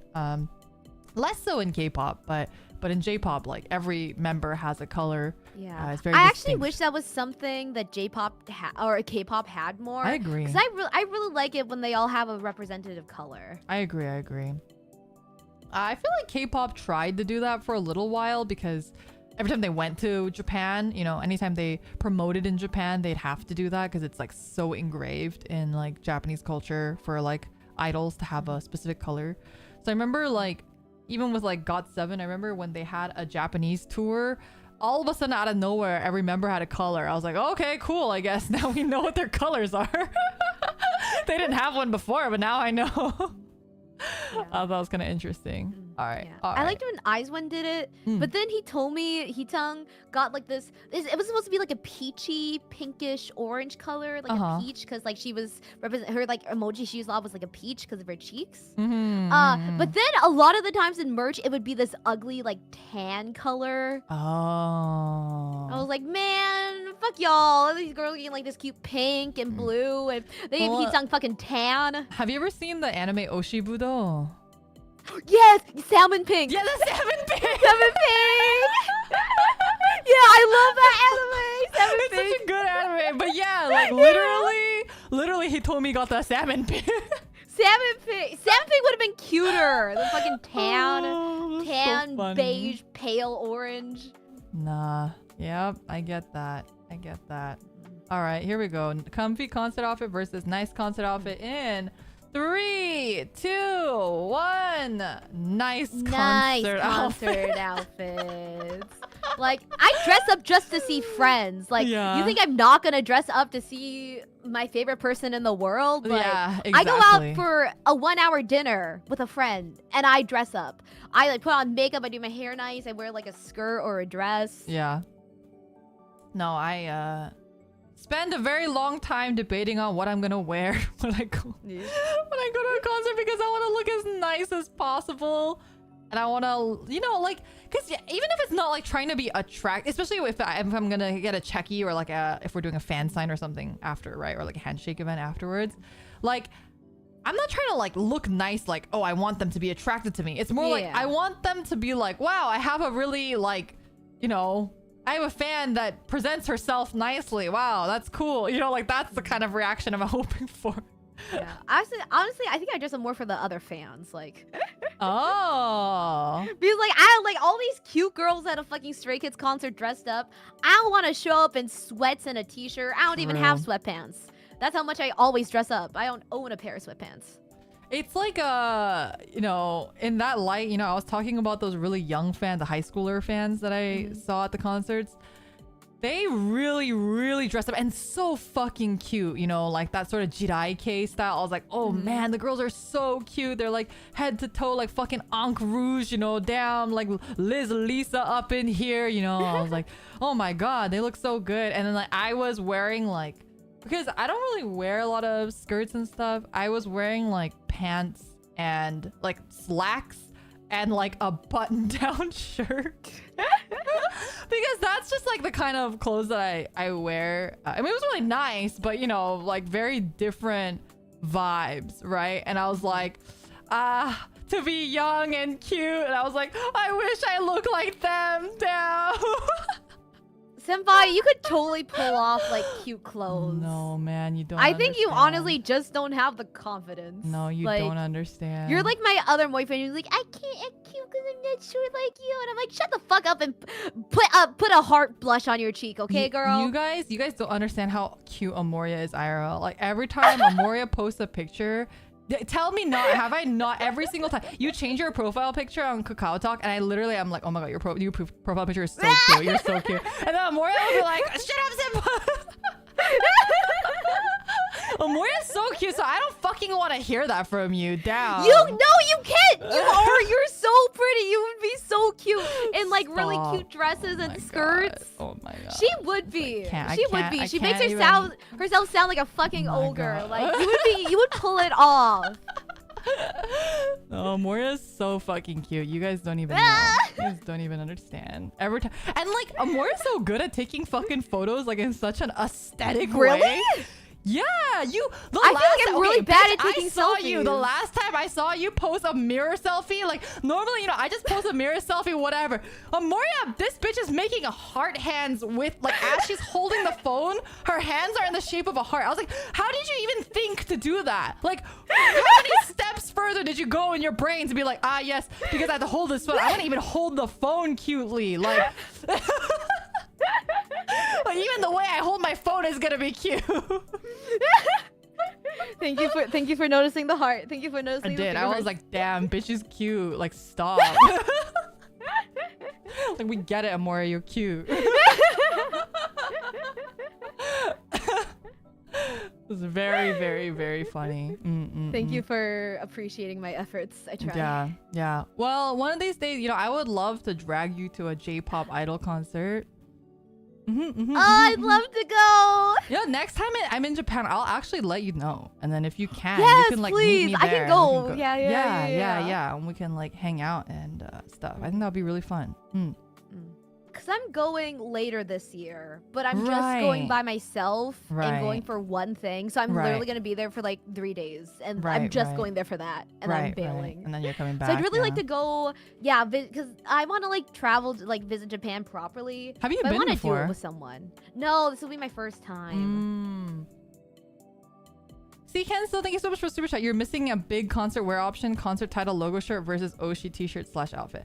Oh, that's true. But you know what I like to do? I like to dress really nicely. And I'll also sometimes, if I know they're selling certain merch, I will plan to wear that merch on top of whatever I'm wearing. So I will wear something knowing that I'm gonna buy a t-shirt to wear on top of it. So definitely can't relate. Stray Kids apparel merch kind of ugly. Oh really? They need a new graphic designer. You don't buy it at all, even if it's ugly? No, I do. Well, I buy it if it's like okay, but like a lot, like for a while they would release sweatshirts and hoodies for their concerts and stuff. It would just be like a black t-shirt or a black like hoodie with like text on it.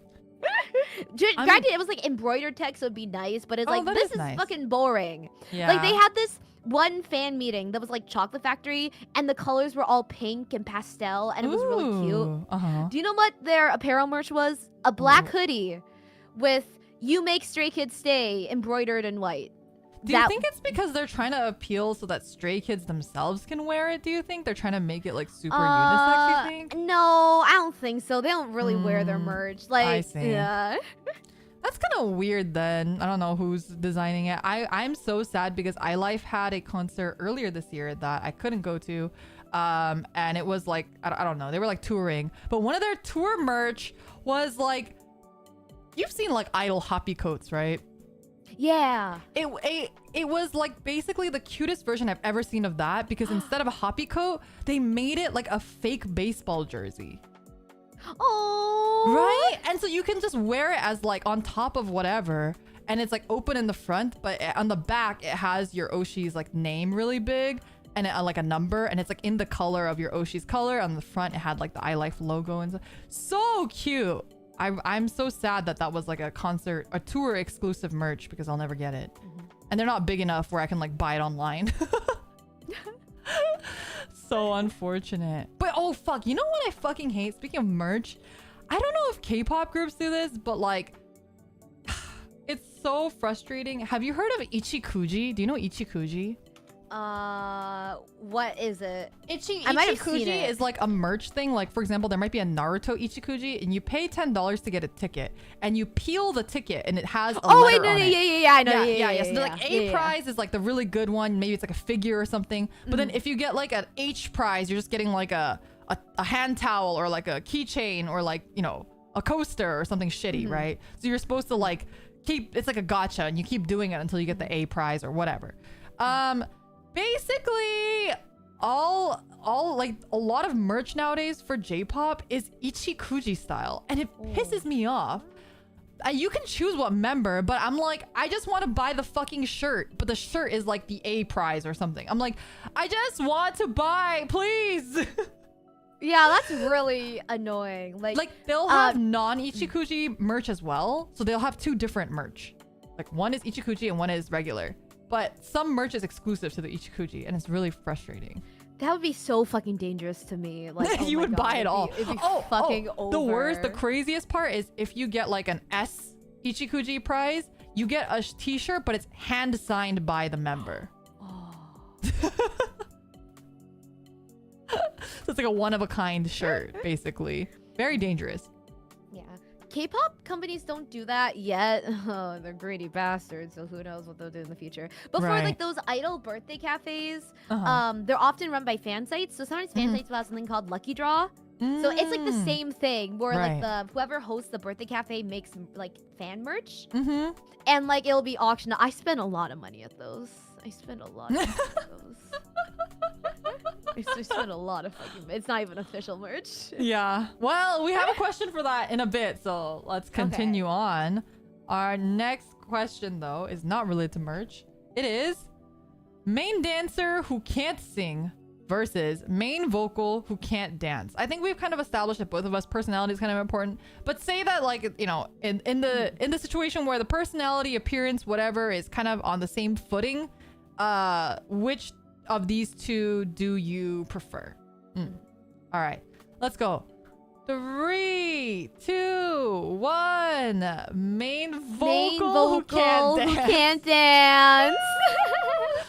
It's hard. This is a hard pick for me because in EXO, I would say that my like Oshi or I stand Kai, who is exactly the main dancer who can't sing. That was his thing. But I was never like super into EXO. It's more like, oh, I like EXO. I like their music. And I think Kai has a really awesome stage presence. So I think he's the coolest one in the group. I never bought any merch that he has or anything. I don't own anything Kai related. I just thought he was the coolest one in the group. But the groups where I've usually like really liked the member a lot have been like the main vocals usually. But I don't know. This is a really hard question for me too. How about you? I just care much more about the singing than the dance aspect. I say as both a singer and dancer. And like, I don't know, like if it's like, there's something a little bit more endearing about like, oh, she can hit the highest fucking note. They can hit the highest fucking notes, but she's like not the best dancer. Right. I don't know. I feel like that's a little like endearing. Right. But I mean, I also think bad like, at singing. It's kind of like, yeah, but I'm kind of like, there's a lot of discourse in the K-pop community where it's like, oh, and people think like if you can't sing, you shouldn't even be in the group. I feel like if you have some talents, Yeah. whether it's dancing, rapping, singing, or even just you're really good at variety and you're really Right. fucking funny, Right. as long as you have one, you can Yeah. be in the group. Yeah. You just need one. Right. And like if you're not good at those things, a lot of times those people will benefit from being in bigger groups because then it's less obvious that they don't have those certain parts, right? So for example, like Kai and EXO, like he doesn't stand out like you're like, oh shit, he can't sing, because you don't really notice that because there's so many good singers in the group, you know? Yeah. But like it's funny because I will say that recently, because with J-pop, I've been more into J-pop, right? And a lot of J-pop can't sing, period. Like that's not a prerequisite to be an idol in J-pop, right? In Japanese idols, their entire selling point is their personality and stage presence. Like that's what you're going for, and you're going to be healed by cute girls who are doing cute things, not because you want to listen to fucking Ariana Grande on stage, right? So it's very different with K-pop, but I feel like recently I have been gravitating a little bit more towards dancers because I feel like they have more of that stage presence in a way than singers do, and they usually tend to have a little bit more of that, like I'm like drawn to them like visually in that way. So that's been recently. I feel like I've been shifting a little bit, but probably if I still have to pick one, probably a main vocal who can't dance. Wait, actually, I don't know. Wait, I just thought of a question, but I don't think it's on here. Wait, I want to ask something. Would you rather have, like, your Oshi or your Oshi group do like, do a stage lip syncing, or with really quiet, like, or with really like really loud MR or whatever, or have them sing live but it sounds shit? I like live but sounds shit, but that's Same. because that's all J-pop. But I respect that idols. a lot more. That's something I respect a lot more about K-pop, because even if the K-pop idols are singing live, the backing track is so loud. Like sometimes like you can like barely hear their live vocals, even if they are singing live. Like I just wish we could embrace more like, okay, yeah, they don't sound the best, but they're singing live, because that's what I personally prefer. I feel like the issue though is that the difference here is that in K-pop they really value like being perfect, right? Like perfectionism is like that these people are not supposed to be attainable. These people are supposed to be like gods and goddesses, like holy shit, these people exist sort of people. Like that's how they're framed to be. Whereas J-pop, I think their entire framing is like, oh, these are like the approachable girls next door. You too can be an idol. You know, like it has that sort of vibe to it that's very, very different, you know, than K-pop, which is why I think they're okay with sounding bad too. Yeah. And I know someone else mentioned this, but I really love, one of my favorite things to see is improvement. So I think with Produce 48, that was like the biggest thing for me, and that's why I felt so much for the Japanese members, is like watching them in that journey and seeing them from day one to like debut was like insane to see how much they improved in both singing and dancing. And anytime I stand a group, watching people improve or seeing people work hard, that's like the biggest thing for me. Like if I know a member works really hard, I will insta like Oshi them. Yeah, I also really gravitated towards the Japanese trainees for the exact same reason. Right. Because you can just tell that they're like working. I mean, not to say that the Korean trainees were not, but I think it's like they're coming from a different background, right? Where all of this is new to them. They're doing it in a completely different language. Like you could see some of the girls like fucking breaking down in the middle because it's just so hard and so different than anything that they've ever done before. And I think it's really heartwarming to see a lot of those girls come out of that experience, and like people like Sakura, for example, in Le Seraphim, who've like now are like insane. Like she was not nearly that good before this program, and now she's like toe to toe with like the best people in the K-pop industry, right? And she's really living that up too, you know? So I think it's really cool. And she's even improved a lot between IZ*ONE and Le Seraphim too. Yeah, for sure. Pretty crazy. All right, next question though is Oh no. Lots of lines, but no screen time. Lots of screen time, but no lines. So the former tends to happen with main vocals who are not very attractive. And the latter tends to happen with main visuals who are not very good at singing.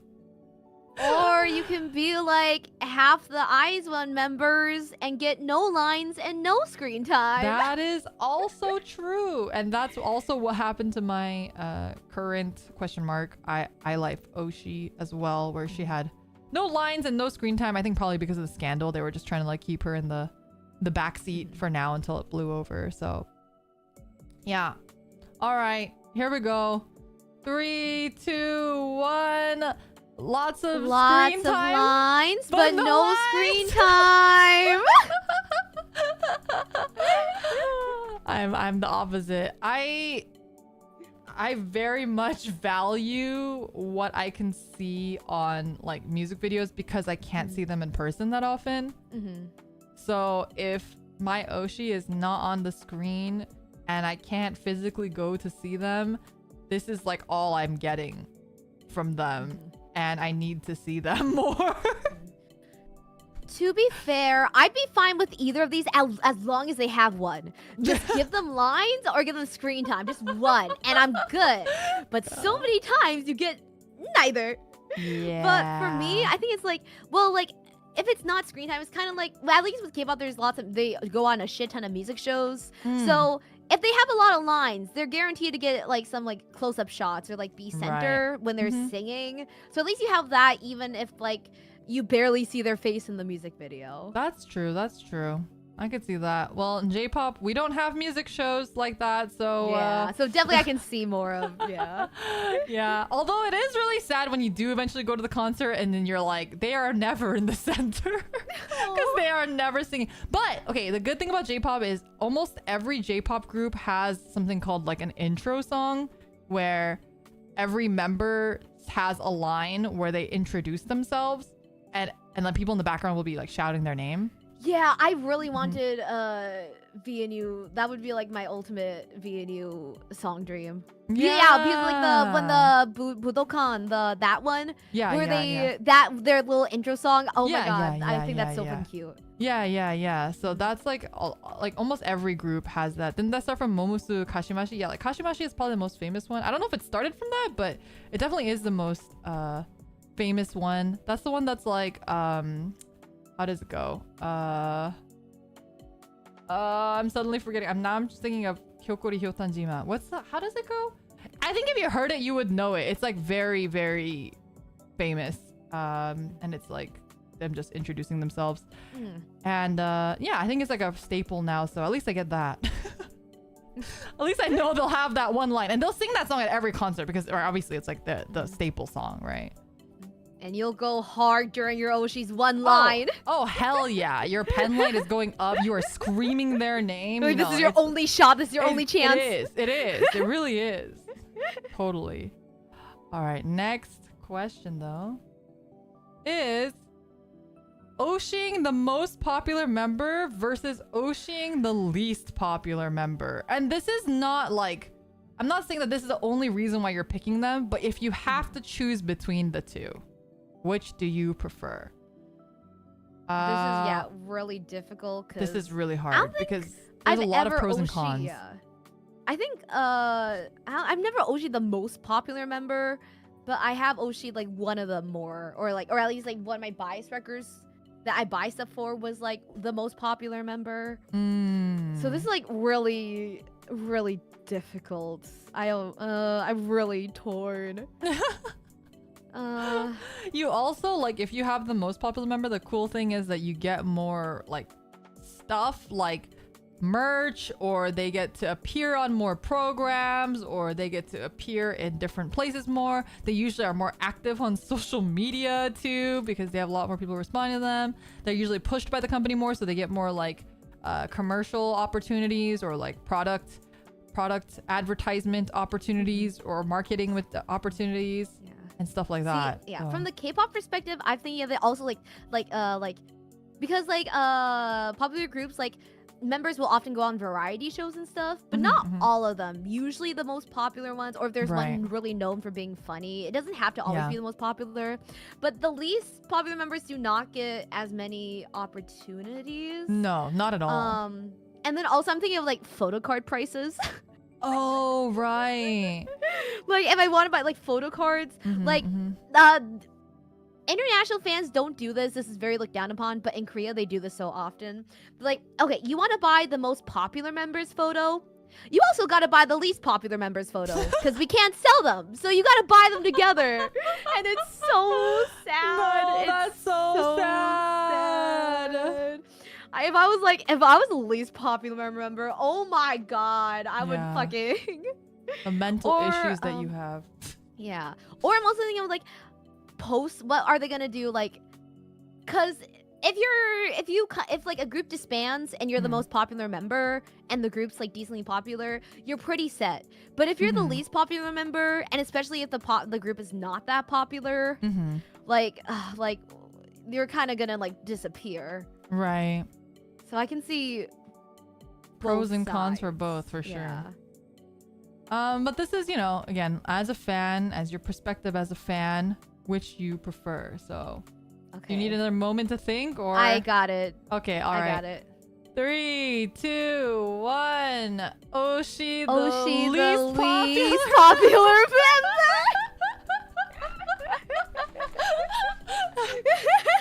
I'm like very much like, I'm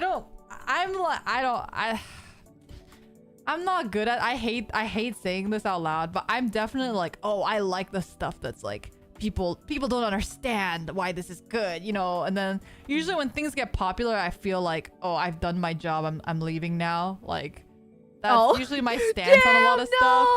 Yeah, like it's because I just feel like, oh, they don't need me anymore. They have like all these other fans to like, you know, do the stuff and whatnot. So I usually tend to, I mean, that's why I like chica idols, which is like underground idols. Like I like idols when they're smaller, basically. And when they start getting too big, I get intimidated too, to like, it's so much harder to go to their concerts. It's so much harder to like buy merchandise. It's so much harder to do like anything, right? So in general, I like less popular groups, and that's also why I tend to like less popular members. I feel like kind of bad, I think, too. Like, why are they so unpopular, you know? The worst is, I don't know if K-pop has this, but like, you know the Polaroid events I was telling you about?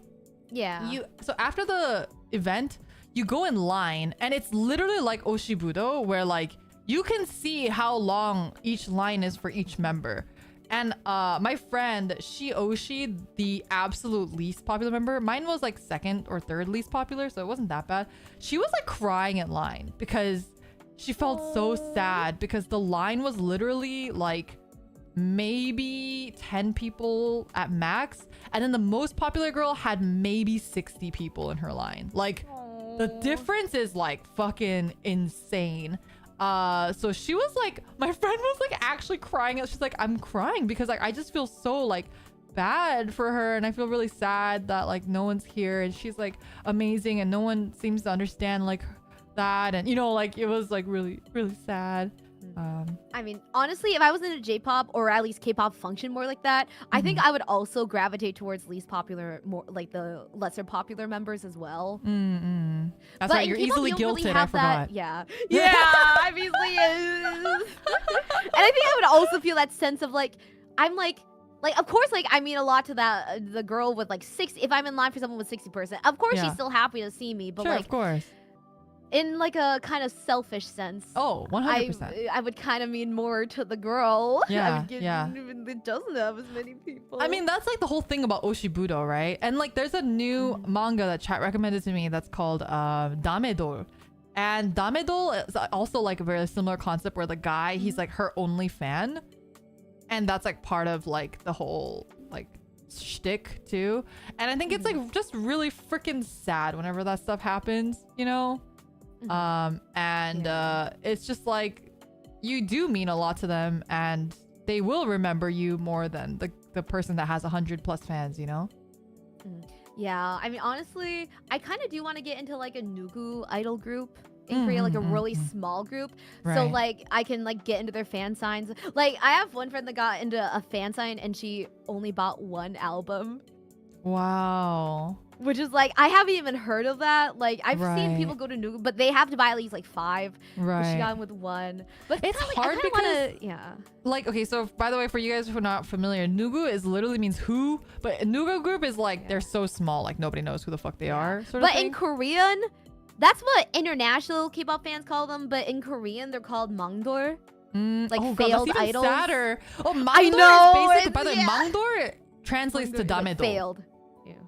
Oh, So okay. that manga title is basically damedo is literally Mangdor. Yeah. Oh, okay. But man, that's so sad. But yeah, like I think it's hard though because like with Nugu groups or like the Mangdor, it's like they're so volatile. Like they can literally just disband next week. Like Yeah. you don't know. I mean, I guess it's similar with VTubers, and a lot of people have this similar sentiment with VTubers. I know there are some people who like only watch small corpos because they feel like they get that attention, or it's easier to get into stuff, easier to get the meet and greets, easier to talk to the streamers, you know, whatever it is.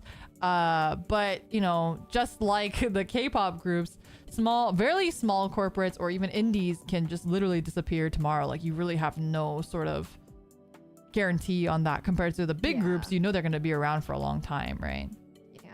And I don't think big groups don't bar me from like, it's not like, like unless they got like BTS level, I would not be turned off by like standing a big group. But it's just like I would like to have a small like the experience of being able to interact more with idols I like. Right, because right. all my idols, all my active idols are like way too big for that. Right. So there is a Nugu idol group I like, but I only like one member. Oh, And like no. I feel I don't want to go to a fan sign and like not like, know the other only- members' names. Yeah. I feel bad, but Yeah, and then you kind of have like I said, like the thing that I have where it's like you feel like you mean a lot to them and that you feel like you're actively contributing to something and to someone's like well-being, and then like, you know, once they're big, you're like, oh wow, like I helped make this happen, you know, stuff like that, right? Yeah, but you definitely don't have that security, so can't get too close with those idols.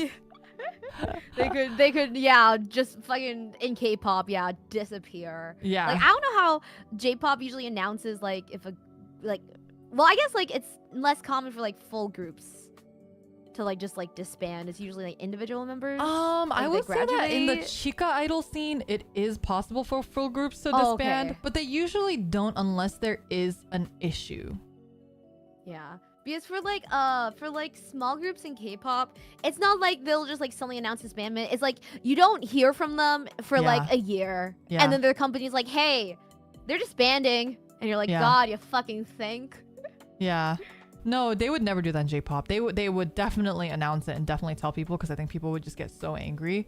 And because I feel like J-pop, the way that it works is really different. Like in J-pop, part of the culture is like every week you can, even big groups, you can still see them like once a week. Like that's just part of the culture, is like you go and they have like a stage that the company owns, and you can see them on that stage at least once a week, and you just go and you see them, and then afterwards you get to talk to them. Like that's part of the whole experience. So if they stopped doing that, I think it'd be very obvious, and then they'd have it'd to be post more like red yeah, orange. and then they'd have to post like an announcement about it. Again, kind of similar to VTubers, like how it's like you have that sort of expectation, and if they stop streaming, it's like, well, all right, they're probably gonna disappear. Because I feel like K-pop, there's big groups that won't have any activities for years, and they're not disbanded. They'll come back 2 years later out of fucking nowhere and be like, yeah, we're still a group, here's our new song, and you're like, holy shit, where have you been? But to be fair, that's usually for more like established groups. Right. Like Blackpink. Blackpink can do that shit, but Right. like small groups can't get away with that, because Right, with bigger right, groups, like right. they'll wait for you, and usually you'll also have more like individual. Like usually they don't like, they aren't very active as a group because they're doing like individual stuff or stuff like that. Right, like solo activity. Or they're like years into their career where Right. they don't need to like keep their momentum. Right. All right, next question though is Signboard slash slogan or pen light. So if you're not familiar with what signboards and slogans are, Amoria and I even had a discussion about this. It's like when you make like a board or even like a uchiwa in J-pop, where you write your own thing on the board. So you can like cut out their name in colored cardboard, or whatever it is that you want to do, and you decorate your own like board. Or sometimes people print stuff out. They'll print out a face or whatever. And then pen light is obviously a pen light, or like in Korea, in K-pop, it's the light stick. Yeah, the 응원봉. Yeah. So, which do you prefer? Yeah. And people yes. Yeah, no, go for it. I was gonna say, in K-pop, you don't really use signboards anymore. It's all just slogans that those fan sites make, and they're on these like really nice fabric. Or the cardboard ones. Sometimes they have like those cardboard slogans too. Not anymore. Oh, really? They don't even do those anymore? Everyone's fancy now? Everyone got the microfiber concerts are really strict, so you can't bring in signs and stuff. Oh.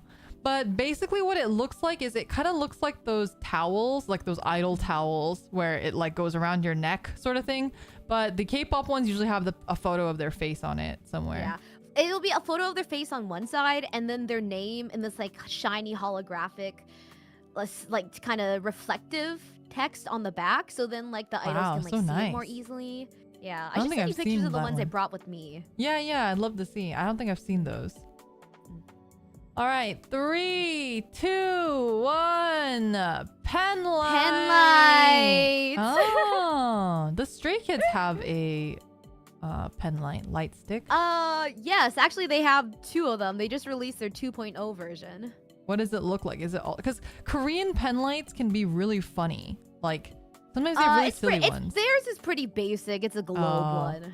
But nowadays, K-pop is getting really fucking boring with light sticks. So a lot of them will be like a light stick and a globe, and then like the logo or text with the group's name inside. It's really fucking boring. But there's some that do really cool ones, or like really funny ones. Like this one group called Cherry Bullet has this like fucking game-looking cartoon gun. Oh yeah, because their name is Cherry Bullet. Yeah, or there's one where it's like literally a bowling pin. A bowling pin? What the fuck? Yeah, is it like Golden Child, or it's some like boy group? It's literally a bowling pin. That's so weird. Well, like Mama Moo's I thought was really funny because Mama Moo, the Moo in Korean is like radish, so their light stick is like a fucking radish. Oh, it's just a that's whole ass cute. radish. Yeah. I thought that was really funny. My friend had it in her house, and I was like, "What the fuck is this?" And she's like, "Oh, it's Mama Moo's light stick." I was like, "Huh?" In Japan, they still do normal pen lights, so like the ones in my emotes. That's what they usually look like. And then what they have is inserts. So you have on the clear plastic, it has the name of your oshi and stuff, or the name of the group, and you stick that inside of the pen light, and then it changes the way that it looks. And big groups like SMAP, a lot of Johnny's groups, and a lot of Hello Project groups, like the bigger ones like Morning Musume and like AKB, they do have the more fancy light sticks, and usually it's by concert. They have like a different design, and usually it's like some sort of logo of the concert for that concert. Themed like that. They have some more fancier ones, but I think only the really big companies I've seen have those. All right, next question. All right, you are lucky to be in a group that has mascots, but not all groups have mascots. We're talking mascot merch versus real face merch. Mascots being like, what are they called for BTS? Did they have a name? BT21? Oh, BT21. Yeah, like BT21 or I think IVE has them too. They're called like... IVE, yeah. I forget what they're called. IVEs are fucking cute. They're so cute. And Stray Kids has Skizoos. But what? basically they're like... what? Well, it's like SKZ. That's like the abbreviation of their name. So you add 2 O's at the end, so instead of like so it's like so it's like a zoo because they're animals. Yeah, but it's really cute. I really like when K-pop does this. But yeah, so they'll basically like it's like a running joke that each, instead of like a color like in J-pop, like each idol has color, each idol in K-pop has a, like jokingly, a government assigned representative animal that sometimes they lean really hard into. Right. Like that one guy from 17, Don't Hoshi, know. his is a tiger, and he does his like the little tiger claw thing, and he like wears things with tigers on them, and makes like he's fucking obsessed with it. He leans really hard. He's Japanese, right? No, he's Korean. Oh, just kidding. I thought you said his name was Hoshi. I was like, that's a very Japanese name.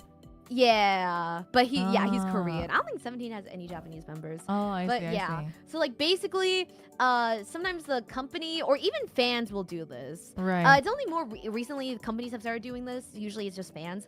Will make merch like based like design like a little animal based on their idol. So like for Han Ji-sung, I have some like little plushie dolls, and sometimes fans draw him as a squirrel or like a chipmunk or a quokka. I thought you had like some pillow or something that those girls recognize you. Yeah, that's the official Skidzu merch, and he's like officially a quokka in that. Oh.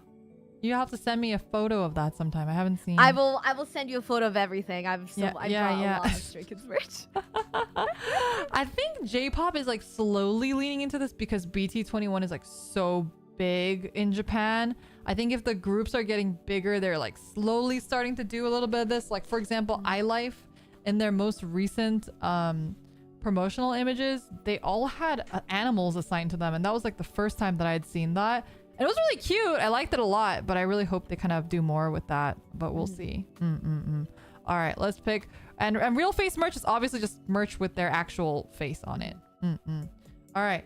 3, 2, 1. Mascot merch.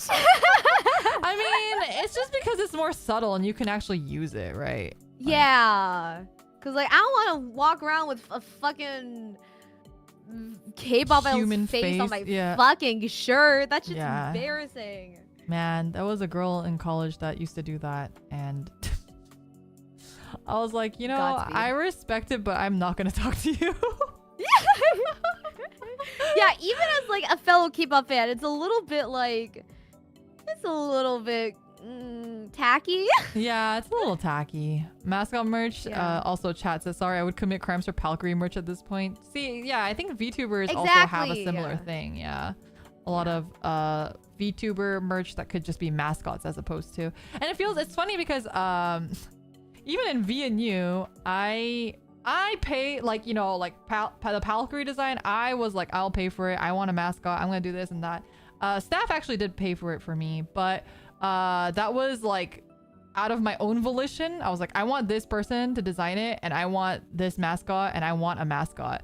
And that hadn't been a concept prior, which is why Lofi and Kokone don't really have one. But I think with Kokone, they were like, oh, let's at least give her like a pet, and that's how she got Mimir. And then that's why every generation after us has had like a mascot character, because I wanted a Palkery.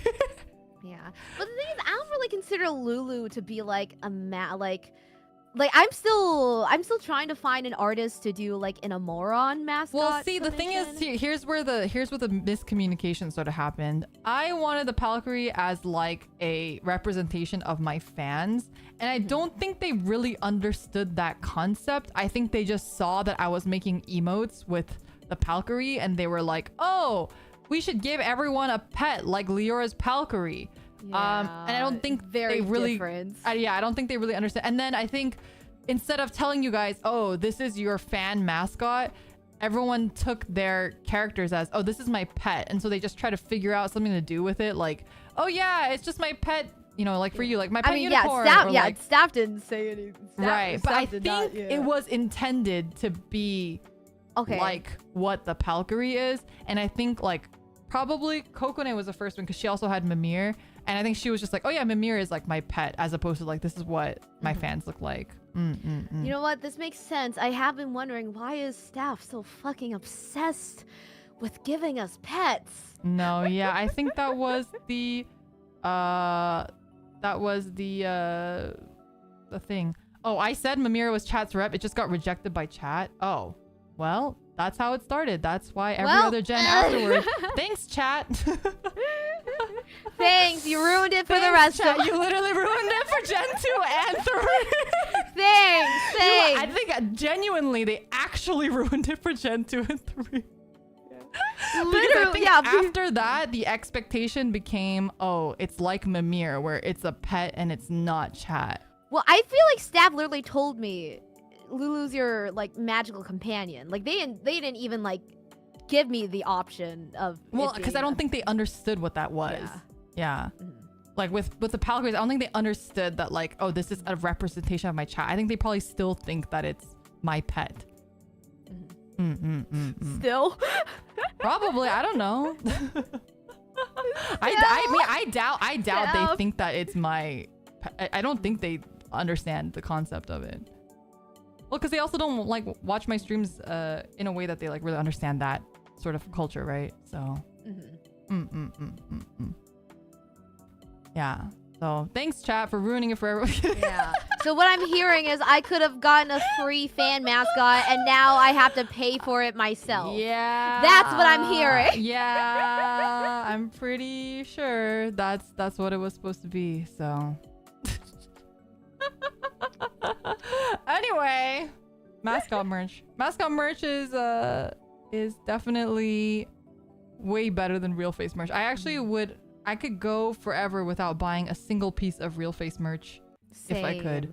I think the only exception is like Polaroids or like photo cards, because I feel like that is a little, well, I don't know. I'm not huge on photo cards, but I really like Polaroids because obviously those are more personal, but that's like a difference in K-pop and J-pop because you're not going to be able to get that in K-pop, right?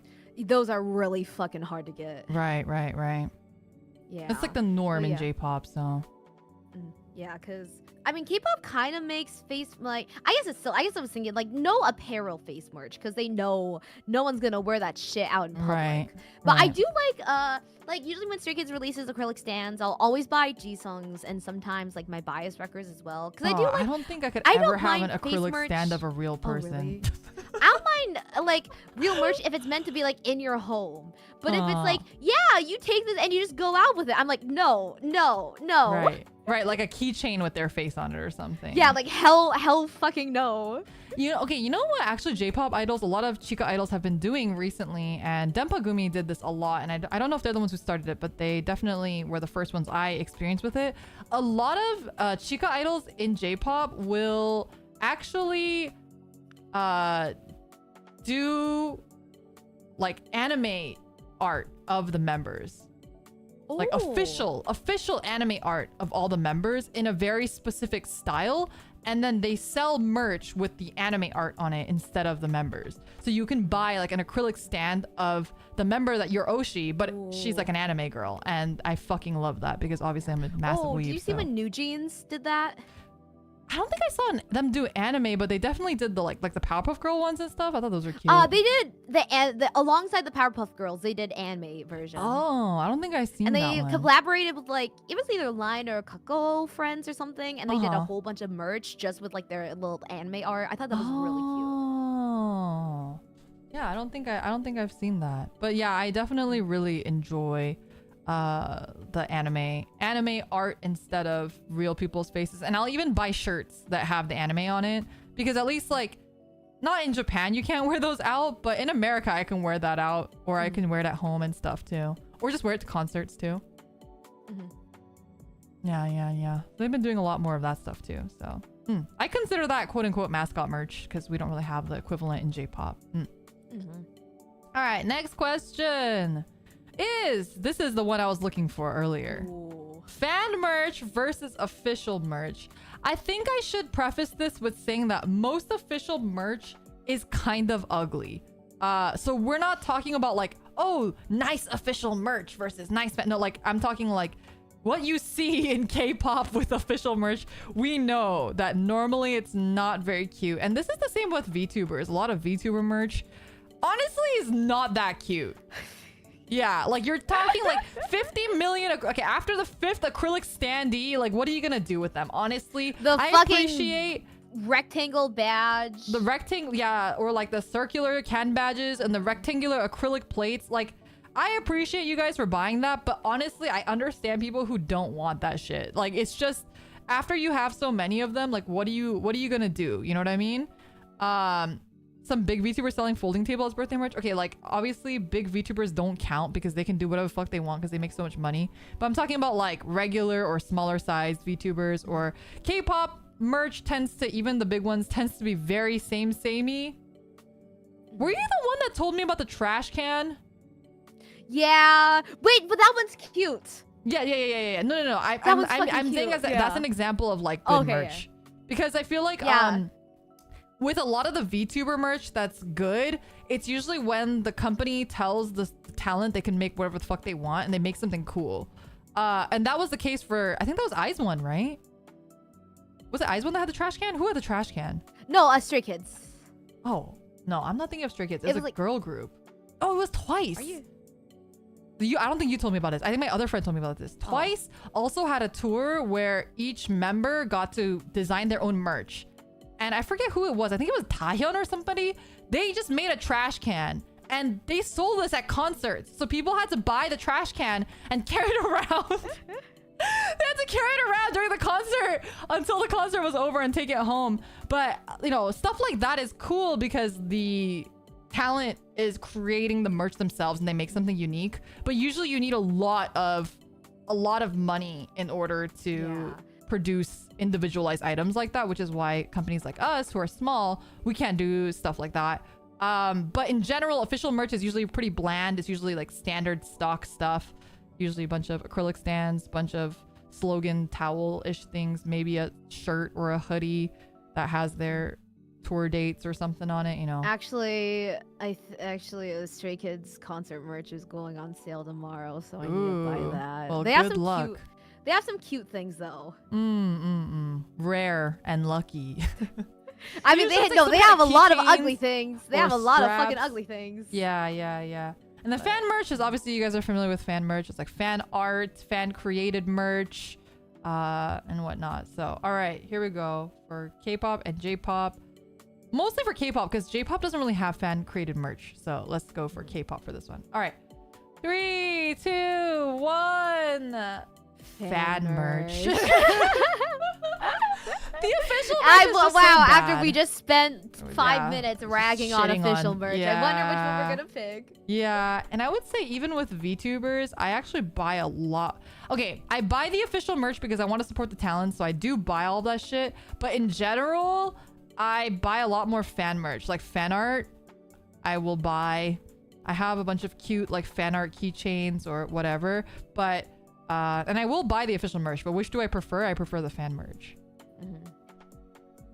And a lot of times, like we were talking about earlier, the fan merch will have more of like, at least for VTubers and stuff, it'll have more of like the mascots and like the more subtle stuff. Whereas usually the official merch just has their like fucking faces plastered on everything, you know? Yeah, like the most generic, like they spend 5 minutes on this in Photoshop. But what's hard about fan merch is that, well, for K-pop even, like it's really hard to find fan merch even for big female idols.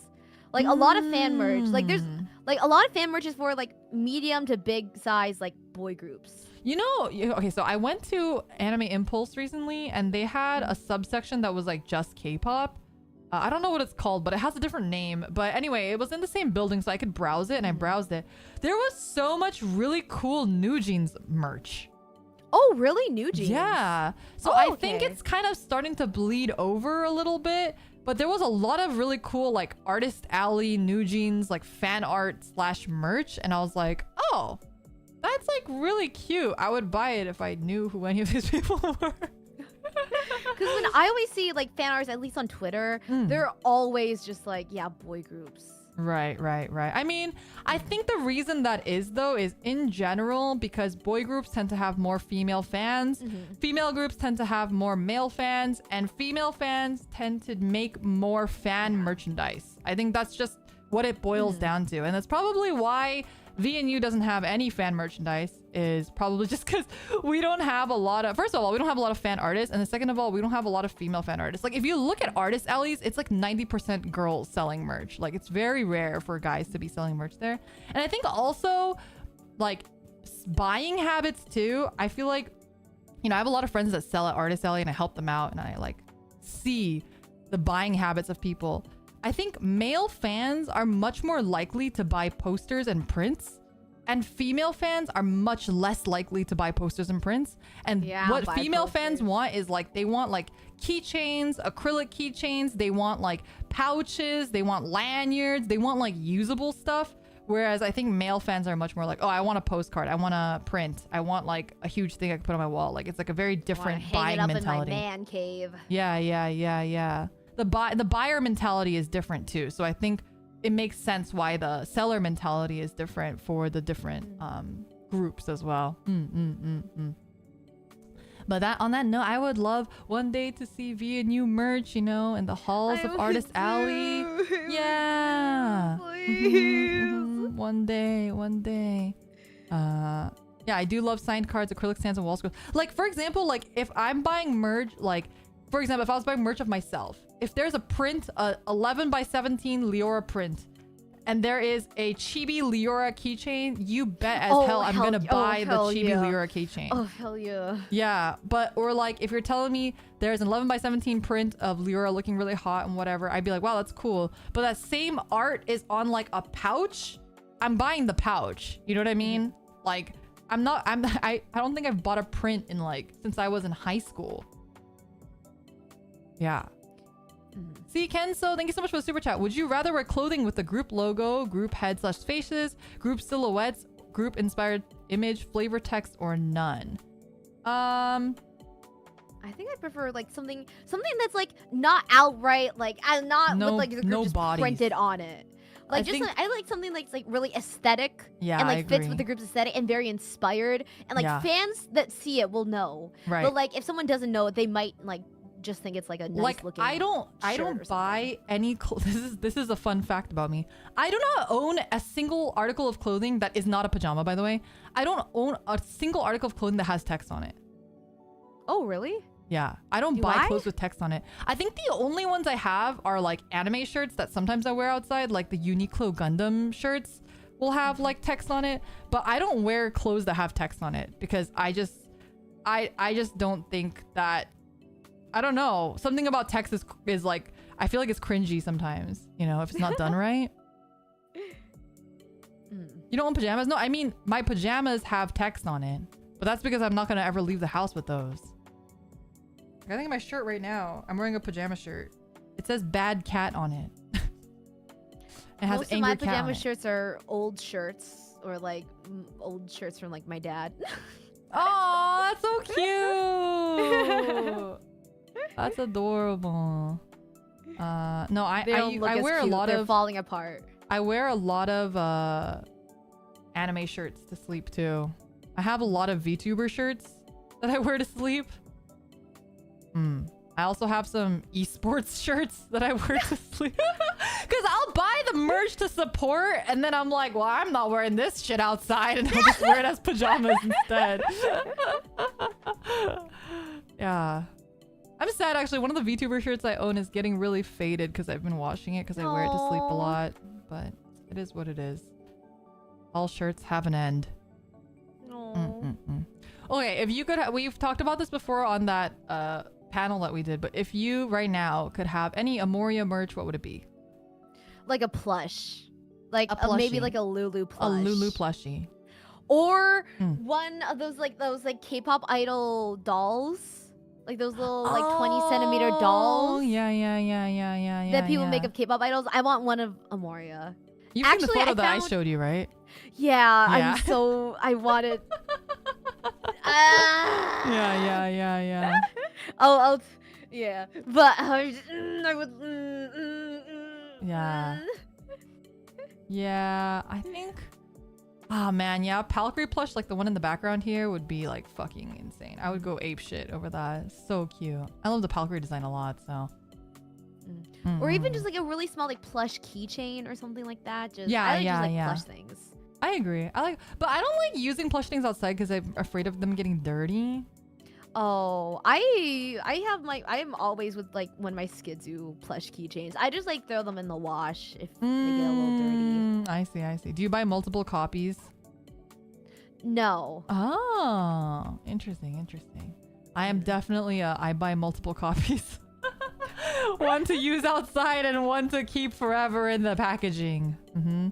Damn, no. I don't really care. I'm not really like a keep in the packaging type of person. I'm like a anything I've huge ever merch bought doubles of? hoarder, so I do that. Like my birthday merch, I think I own 3 copies of everything. Same with the summer merch, which is why I was able to have an extra and I gave it to Nova because she missed my birthday merch order. Aww. So I just like sent it to her. Aw, cute. Yeah. Tonya, thank you so much for the raid. Welcome, raiders. Welcome. I think though, besides a plushie, what I really wanted to make, and I actually have sent a mock-up to staff before. I hope you guys had a good raid. We're talking about our stream. We are talking about J-pop and K-pop today. But right now we're talking about merch.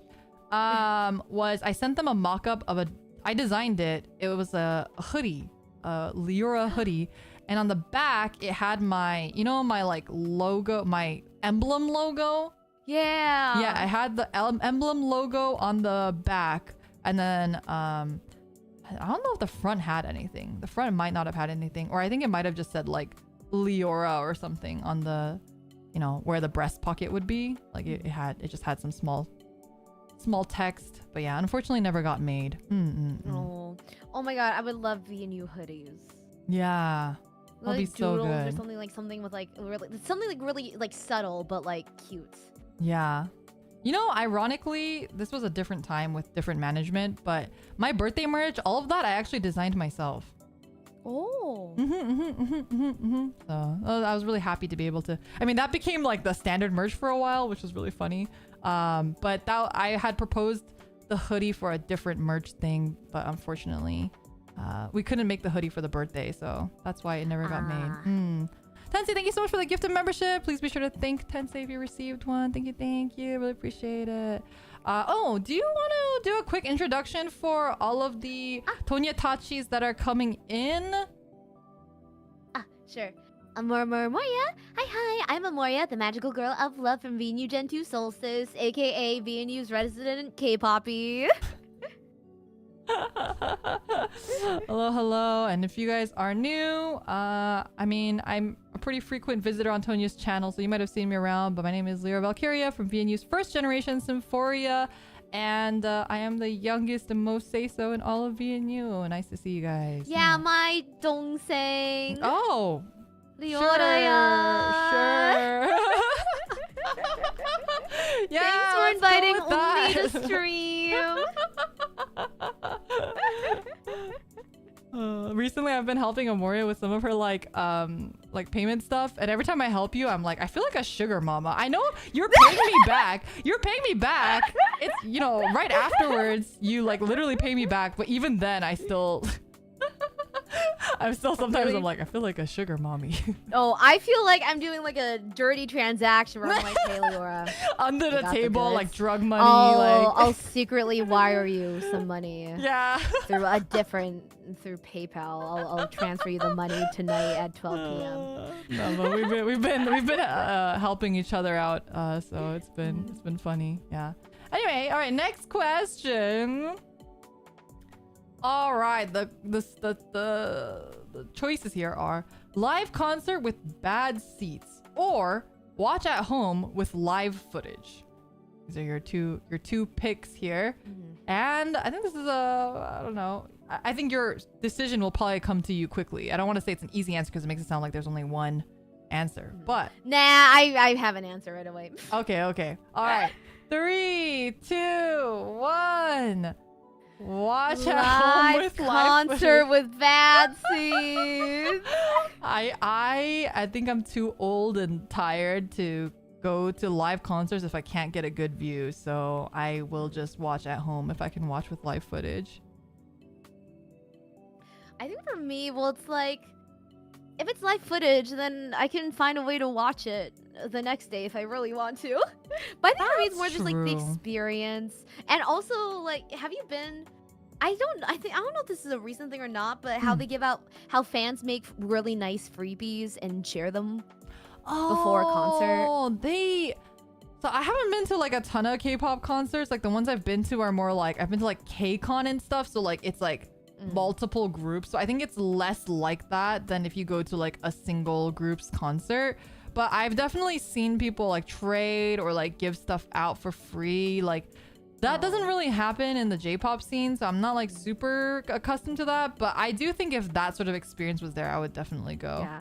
I need to tell you a story. So last year, I went to all 3 days of Stray Kids' concert.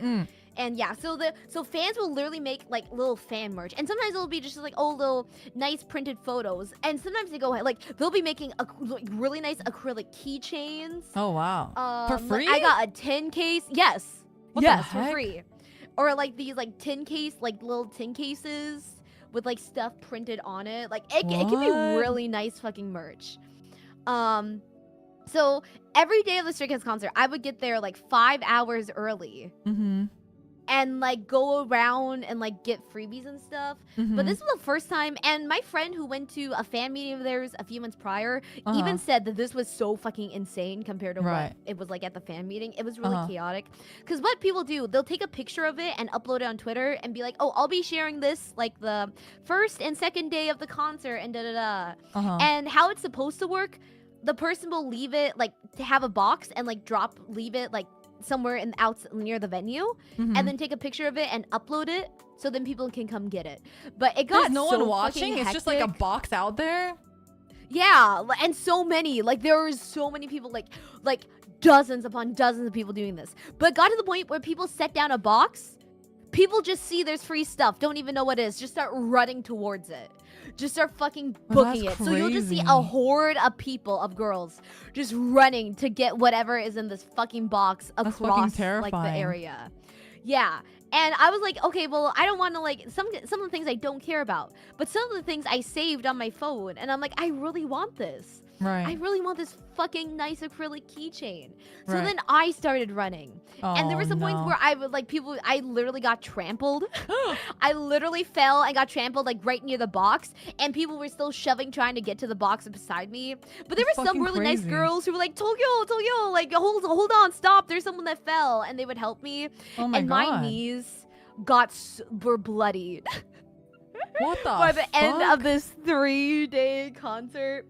And it was so bad because they were scabbed, and I was like literally bleeding. Like I had this friend I made like pour water on my knees to like wash away the blood. And like I've never run that much in my life. And then I like did like something with dance like a week later, and in the dancing my knees were just like like scabbed over. My knees were so ugly because I was wearing a dress. But yeah, it was fucking hardcore. It was fucking hardcore. That's crazy. I don't. That does not sound like a fun experience. But I got so much nice shit.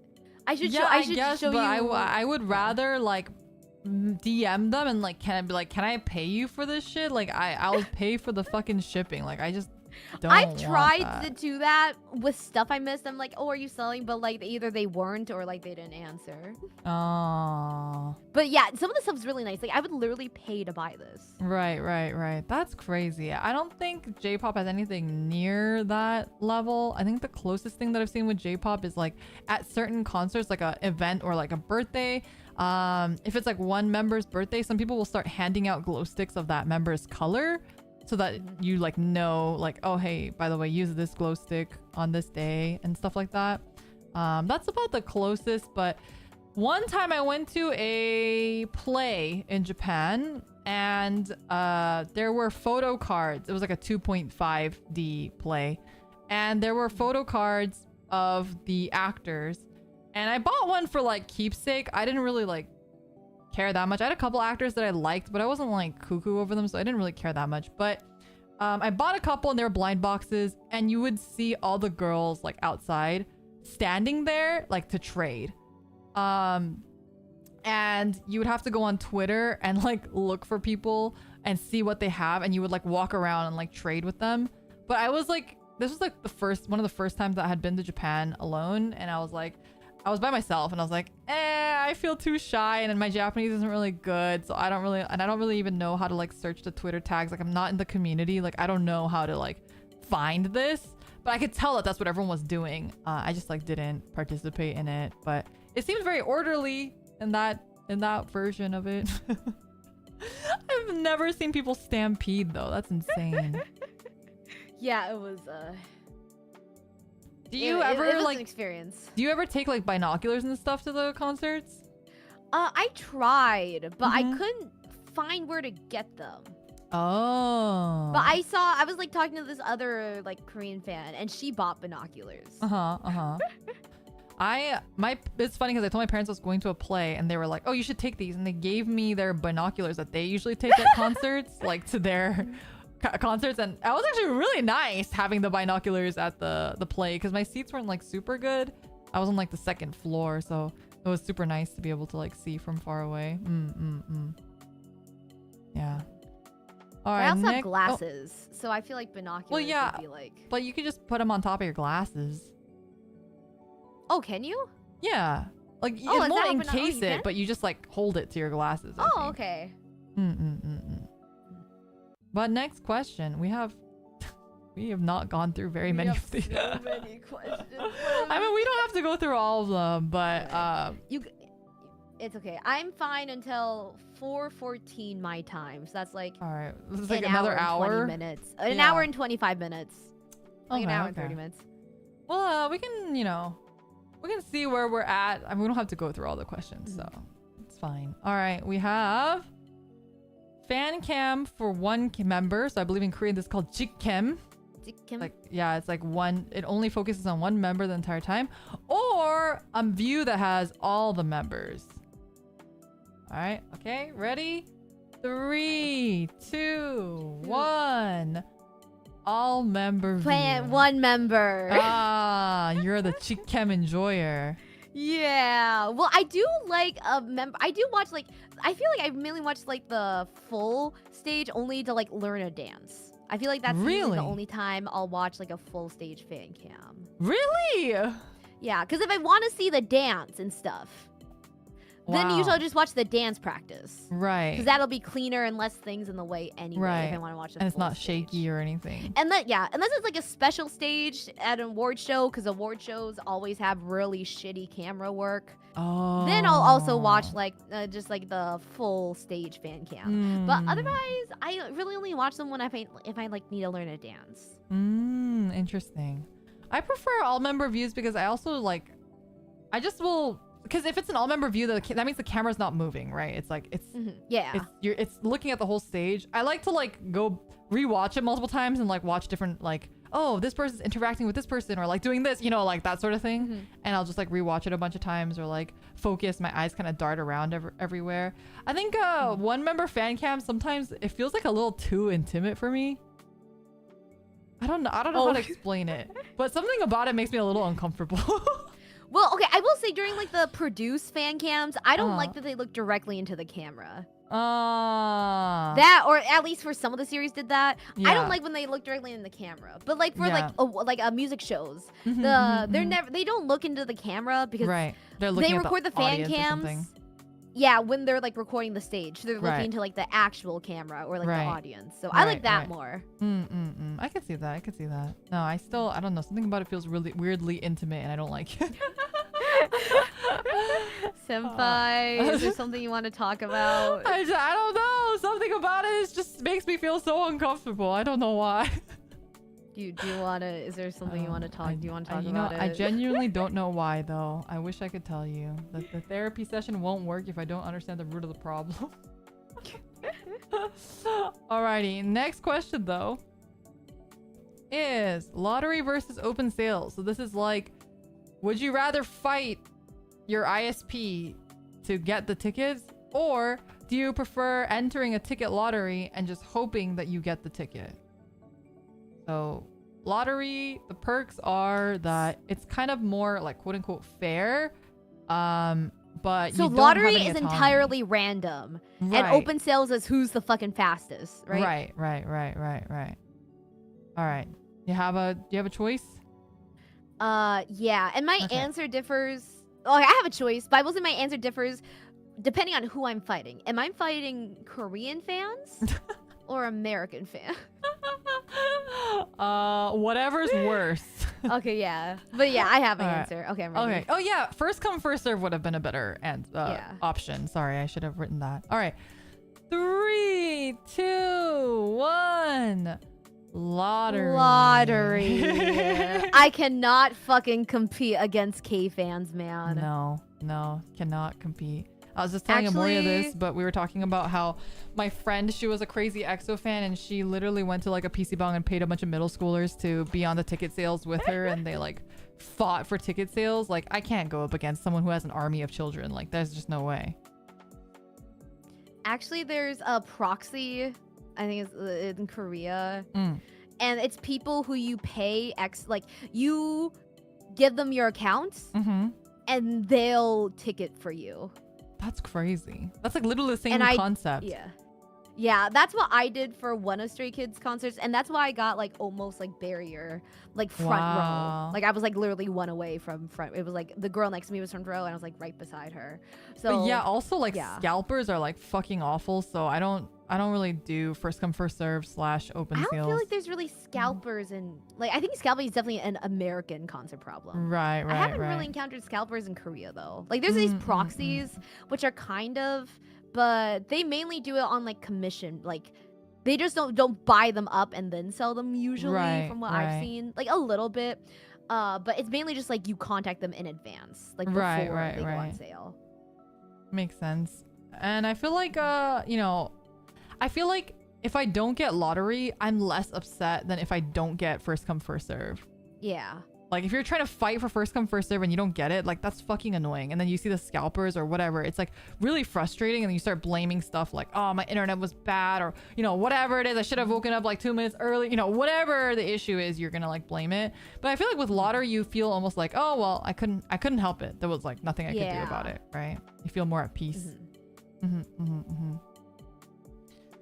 Next question though is random photo card or member album. So member album is like when the member's face is on the album. Usually the photo card is still random, but we can pretend that the photo card's like not random. Wait, I'm confused with this. Wait, photo cards versus album?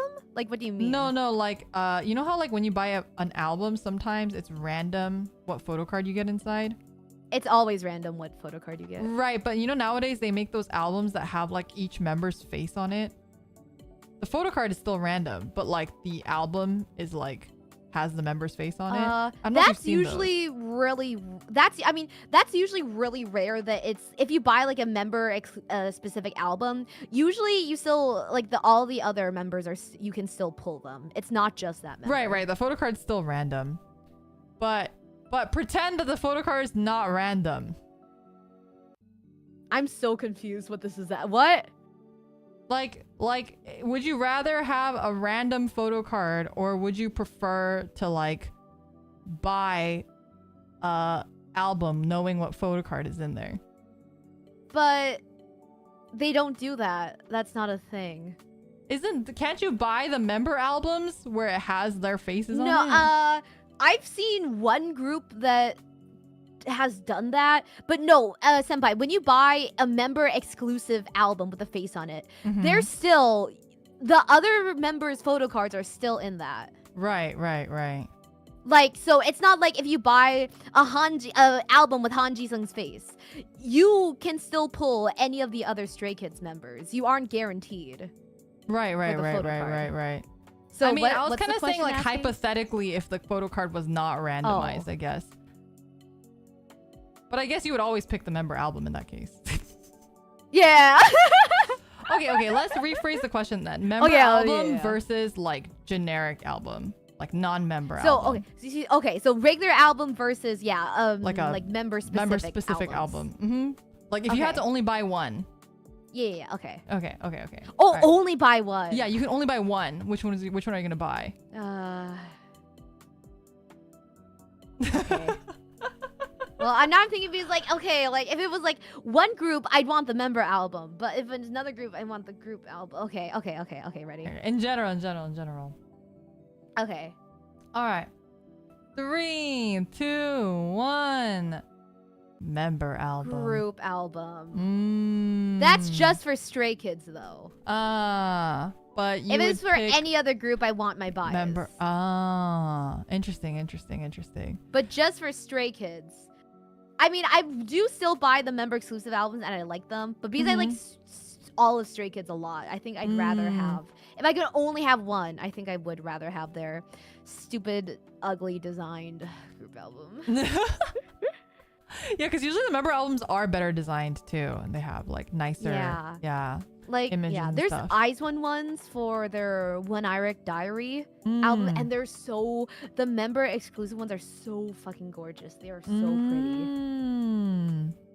Yeah, no, even though I know I said I'm more of a group person than an Oshi person, I don't know why. I just like member albums a lot more. So like I like seeing their face in the center of the thing. I feel like when there's like a bajillion people on the thing, it's a little too crowded, or if it's just graphic design, it's not as cute. And if I have CDs, I like to, display them and whatever. So that's why I prefer. So this is more of a K-pop question. So do you prefer then when a K-pop album has the faces on it and not just like graphic design and stuff like that? Do you prefer when you can see the idols on the front?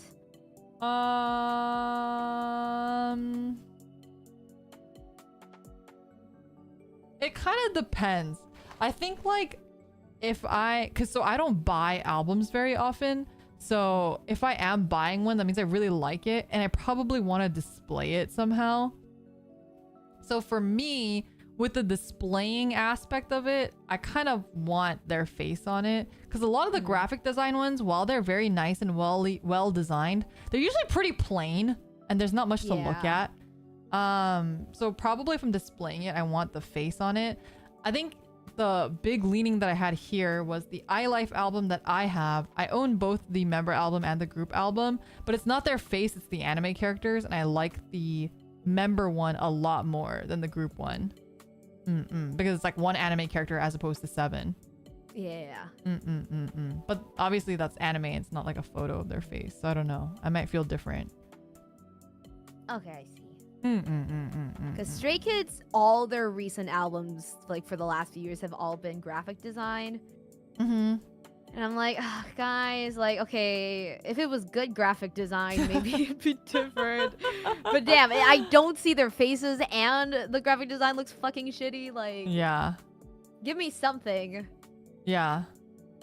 Yeah, I'm like, I think it tends to be really simple, especially with K-pop.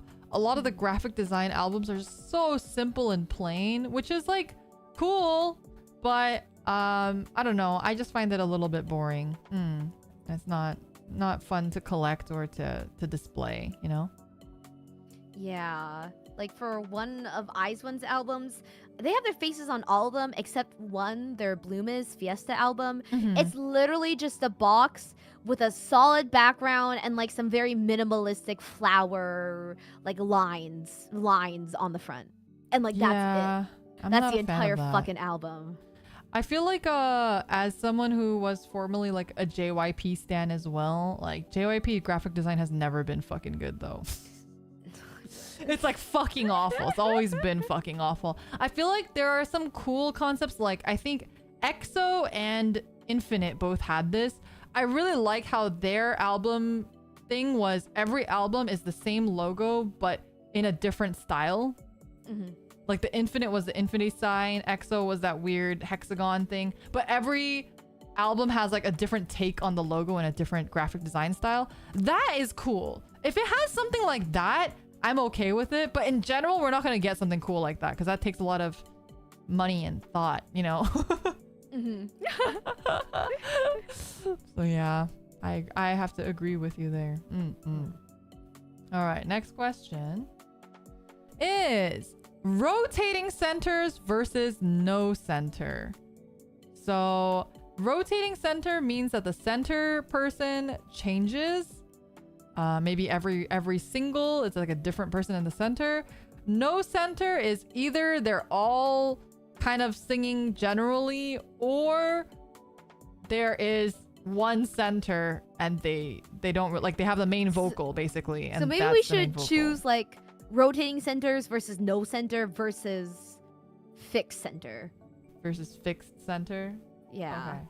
Because I think it's very different to have no center versus fixed center. I think we should just take out fixed center because I think it's so polarizing because it depends on if your Oshi is the fixed one or not. True. I don't think either of us are gonna agree on fixed center. No. Or so, neither of us are gonna like it. Yeah, rotating center versus no center. All right. 3, 2, 1. No center. Rotating center. Because if there's no center, there's still gonna be favoritism. There's still gonna be favoritism with lines. But at least rotating center. What if your Oshi never gets center? Well, you're saying rotating, so that means I'm but assuming everyone gets a turn. They're rotating, but they might skip your Oshi. It's happened to me before. Oh, really? Yeah, where like the rotating center, it's not like, oh, everyone gets a turn, here's a list, and we're gonna go in this order. It's more like, who is the most popular right now? That person's gonna be center. So every single, it's like a different person, and it's usually based off their popularity, or sometimes they'll even vote for it. Okay, I thought it was like, a fair democracy. No. Okay, Never never mind. I'd go with no center then. They were like having a vote, like whoever has the most album sales would become the center. And then Eddie Pio gets sick, and that's why she can't make Mina the center. And then there's the lesbian girls that are like, even if you get center, like I'm rooting for you, but then they have that whole thing where they're like, oh, but we should both be fighting our best to be center, Anyway. Okay, I was thinking more in K-pop where there's not ever like, it's not like an official rotating center, but there's kind of like songs that like, this is clearly this person's song, and this is clearly that person's songs. Like how like Pink Blusher in Eyes One is definitely Hitomi's song. Like, do they have an official center for that song? No, but it's definitely her song. So I was thinking more in that aspect rather than like. I think that's not an incorrect assumption, but like, imagine if like one of the members just didn't get a song like that, which happens. You know what I mean? Yeah. Well, I mean, I guess in K-pop, it's not. It's kind of like. I don't know. I'm thinking of this much more in a K-pop perspective than a J-pop perspective. Because it's not like people are like, oh, this person didn't get a standout song. It's kind of like there's a bunch of songs that are just like kind of like, like, oh, it's just like a song. And then people like kind of assign. People will be like, oh, this person really, this was her era, I guess I should say. I'm thinking of it more in that aspect. But I mean, even in that aspect, right? Like, again, say that one of the members just doesn't have like a quote unquote era, right? Like, I feel like every member though democratic. Gets one. I mean, it's not democratic, but it's not like the company's actually like really pushing them. It's just kind of more like they just do really well and like stuff like that, or like this song maybe fits their voice a little bit more. So like, yeah. I don't know. I feel like I've been in K-pop groups where it's like more like, oh yeah, this person's kind of like the main person, or like this is their song, but then there are like members who just never get that. Like, I feel like I've seen groups like that for sure. So yeah, I don't know. I think I prefer the it sucks because I do like rotating centers a lot, especially like in Morning Musume. It's like a huge thing and I really like it. I especially like it when not that I like it when people graduate, but when people are graduating, usually they get a song that they're the center in, and it always makes me super fucking emotional and I cry every time. Even if it's like a happy song, like some of my favorite Morning Musume songs are actually graduation songs. And it's just like really cool to like see them in the center, and usually because they would never have gotten an opportunity otherwise, unless they were a really popular member. Like, it's just cool to see like their center songs. But I think because of that sort of like, what if your Oshi never gets a center? I don't like it when there's a center. Yeah. Okay, next though is photo cards versus Polaroids. Although we kind of talked about this earlier. I think Polaroids are gonna be the winner. It's just not as common, right? Yeah. So in K-pop, Polaroids aren't as like easily accessible as J-pop because like idols don't take like Polaroids with you like at events. That's not a thing. Like usually like for like some events like the staff will take a Polaroid of like the idols and then give it away in a raffle or something like that. So there's not a lot. And they're often like undisclosed. So like you won't like people like, so like when you're trying to buy a Polaroid, sometimes like you won't even be able to see it until after you bought it. So you have to ask like, oh, what kind of pose? What kind of pose is he making? What era is this That's from? so funny. Yeah, and you just have to be like, no, God, I hope it's cute. I hope it's fucking cute. Right. I mean, the good, like, I guess there is a little bit of an argument here. We can talk about it more of like Polaroid culture versus photo card culture. How about that? Where it's like, I mean, photo no, cards- I mean, well, photo cards and Polaroids would still be a good, but I would obviously choose Polaroids just because I it's think. like I mean, well, yeah, these we'll things both you pick can Polaroids. get for yeah. a few dollars, or the thing you can get for hundreds of dollars. Right, but like if you think about it, like what if Polaroids were just as accessible as photo cards? I guess is what I'm trying to say.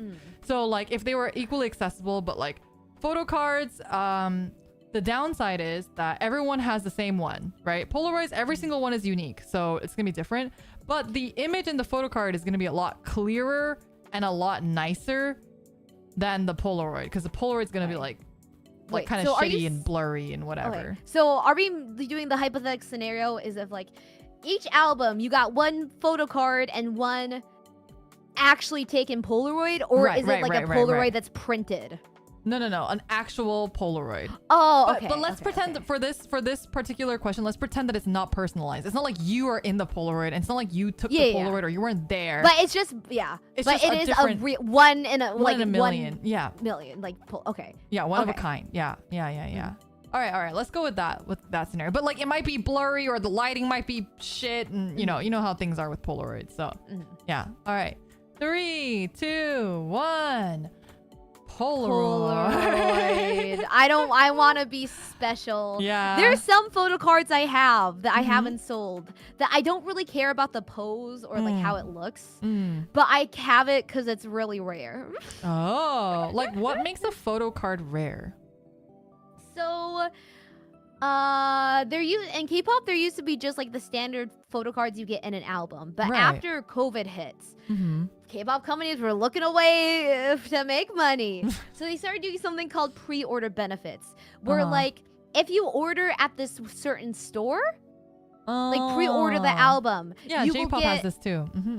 Yeah, you will get a limited like a photo card exclusive to that store. The issue is there's like 10 plus stores. Right, so now you're buying one from every store. Yeah.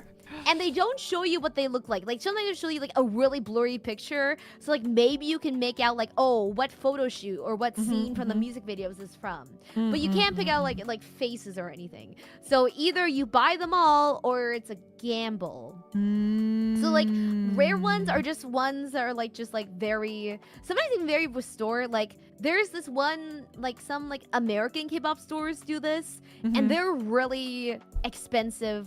You can sell them for a lot in Korea. Oh, because it's hard for Koreans to get them. Yeah, like I've sold some that were like going for like 10, 20 bucks in like America. I've sold them for like 50 to over $100. Wow.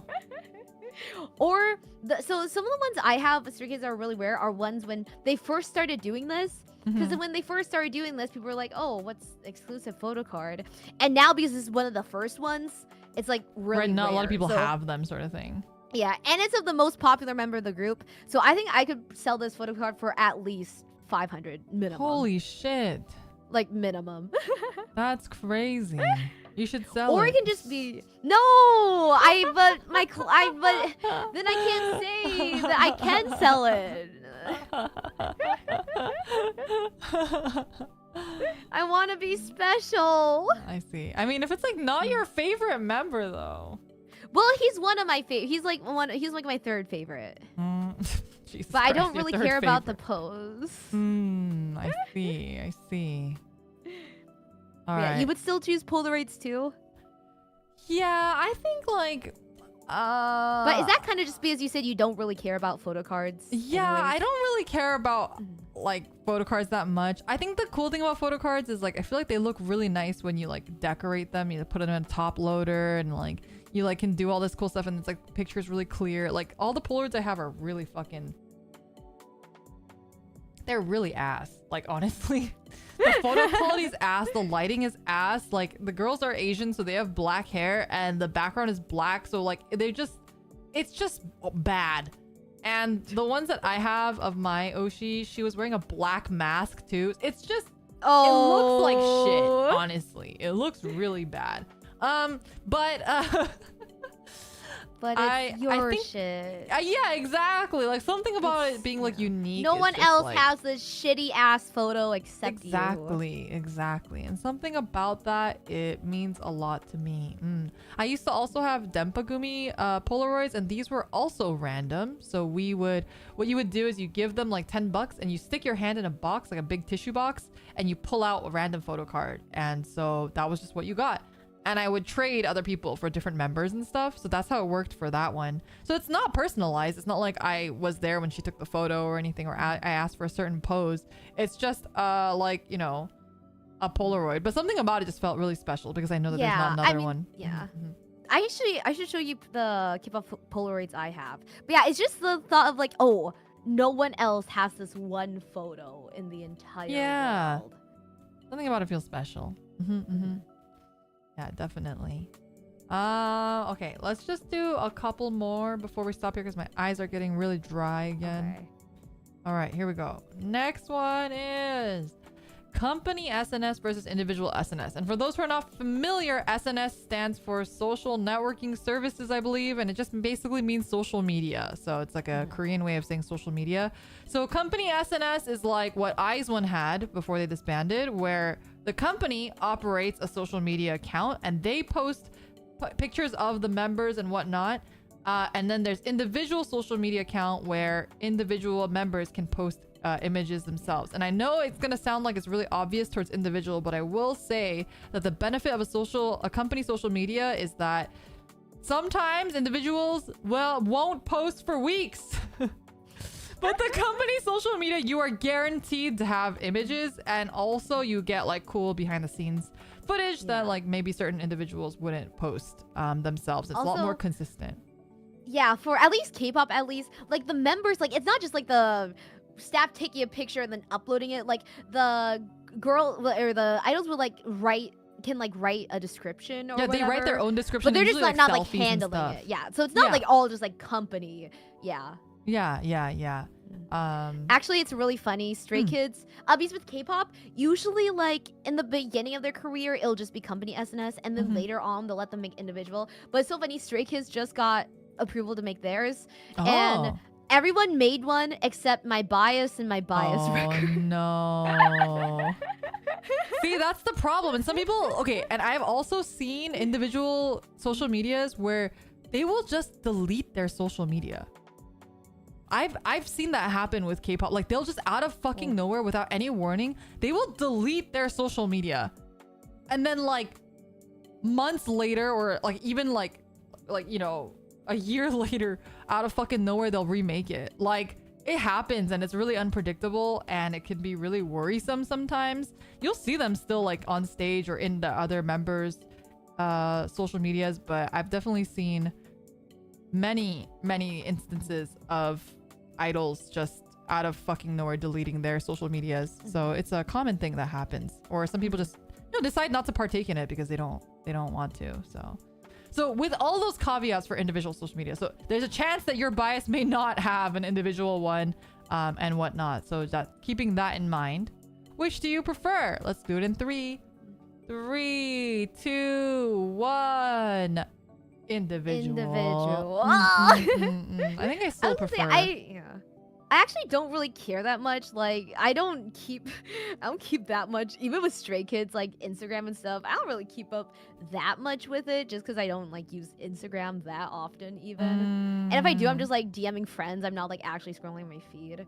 But so like I don't really care that much. But I do like individual because it's really nice with Stray Kids seeing like how each member's aesthetic and how they express themselves. Like one member's is like super like now he like posts pictures of like art because he's a painter, and his profile looks so artsy. And then another member's like aesthetic looks entirely different. So it's just like nice. It's just fun to like go and see and be like, wow, they have really different like style preferences. Yeah, I'm like glued on social media, as you know, because I send Amoria like a K-pop meme. I'll be like, I don't know what this is, but I'm like, I don't know what this is, but it says Stray Kids on it, so I thought you liked it. I think I sent you like 5 different like fucking random memes. I was like, I don't understand it, but you might. So. Well, I'm like really like I'm on Instagram a lot. Like I like Instagram a lot, and I like to look at pictures of other people. I like to look at how people live their lives. I like it when like idols post pictures of like their pets. I like it, like random shit like that. I'm like all over. So I really prefer when they have individual, because some people just spam. But it does make me really sad when my Oshi is like not active on social media, and that has happened many a times. Many times. But it's just one of those risks that you have to take. Yeah, I think I'm on Twitter the most often, and obviously they like never have like individual Twitter. Yeah, well, I feel like they K-pop used to a long time ago, but nowadays they probably don't.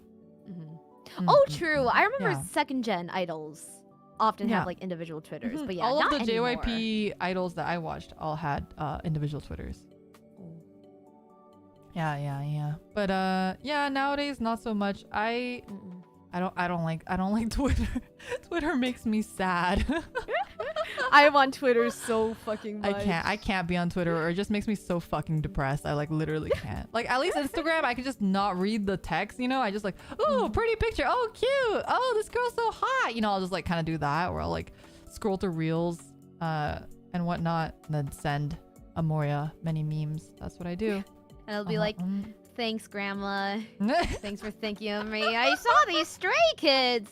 You like me. them, don't you? That's literally Thanks, Grandma. Isn't this that stray kids thing that you like so much? Yes, Grandma. Yeah. Thank you for thinking of me, Grandma. Thank you.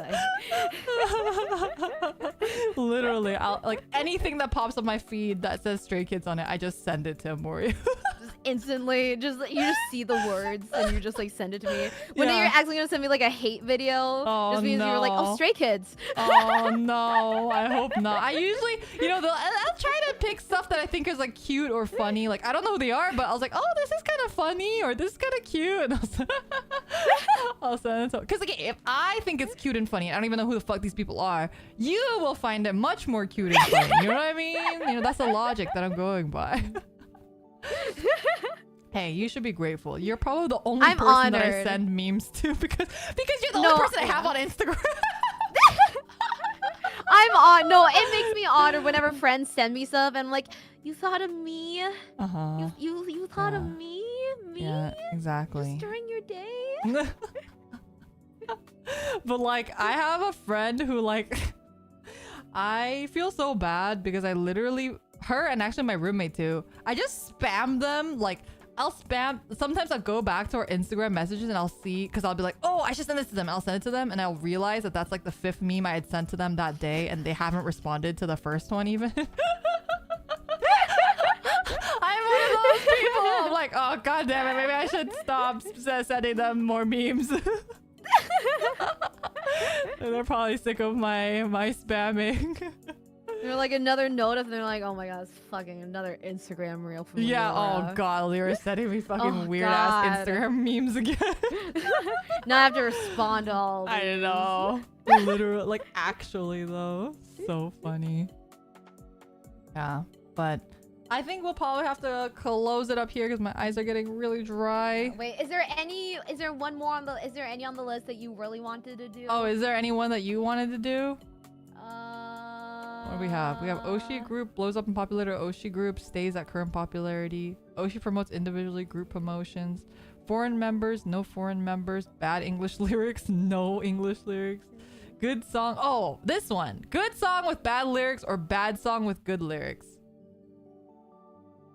So I feel like this is a really good one. All right. Ready?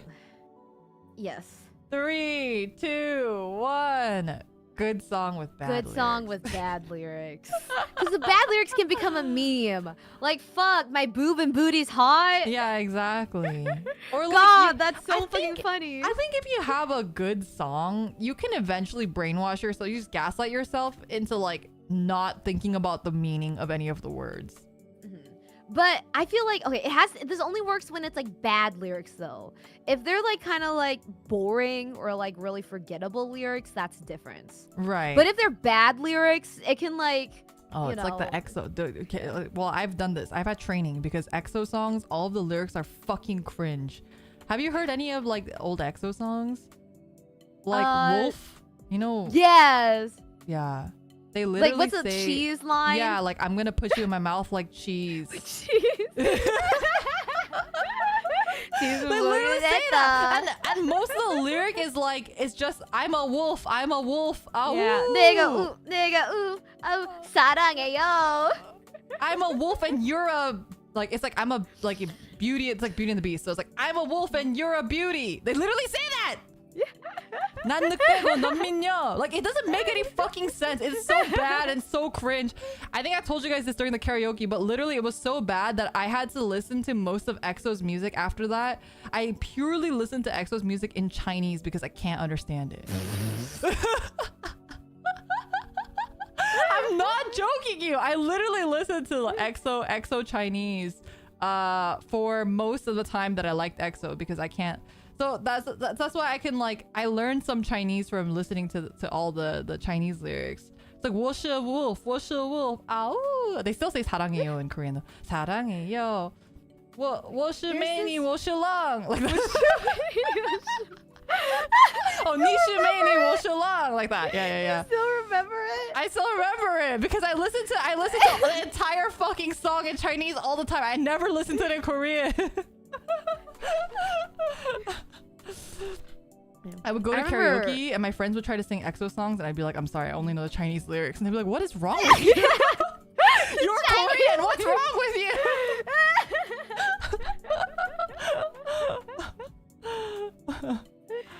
I know there's this like, it's by this some Nuku group. It's this like boy group song in K-pop. I can't remember the exact line, but it's like, I will be a good father to you and our kids in English. It was like, I will be a good dad. It's like something like that. I need to fucking find it. It was like, I tried to fucking find it, but it's like so fucking funny. It's in English so cringy. too. I can't. Oh, no, yeah. I will be a good father for my baby and for our baby. Oh, no. It's like a, I don't know. Are you familiar with like any of those, like Hip Mic or Paradox Live or any of those? Are you familiar with those? I've heard of them. I know of them.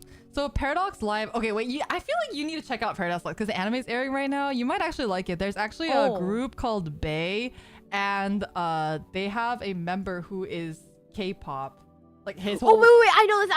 Wait, it has Hajun. the what's a yeah, and one of the there's one guy that's voiced by what's his name? Hinata from Haikyuu. The oh yeah, that's Hajun. Hajun is voiced by Osaka Ryota. Yeah. I did check out some of their songs, but there's an anime now. Yeah, there's a new anime. It just came out this season, so there's only 2 episodes or so out. So you should definitely I should check it out. Is it good so far? Yeah, no, the anime is really good. It's much better than Hip Mic's anime, which was trash. And Paradox Live has amazing music. You know Kuroneko, right? Yeah. Yeah, Bae, Anne in Bae, he's voiced by Kuroneko. Oh. Yeah. And voiced like regular voice and also singing voice. Yeah. Oh, cool. He's a femboy, so. But I see. That's really okay. Cringe, I see. Though, what's really cringe though is like in all the Bae songs, because Osaka Ryota's character Hajun is Korean, they have Korean lyrics, but he can't speak Korean. So it's like bad Korean, but it's like endearing, but it's like also really painful at the same time. What did they say? They have like in one of all their lyrics are really bad. Like they have really bad English lyrics. Like one of the songs is called Master of Music. This is not a Bae song. It's a different group song. It's like the Cat's Whiskers.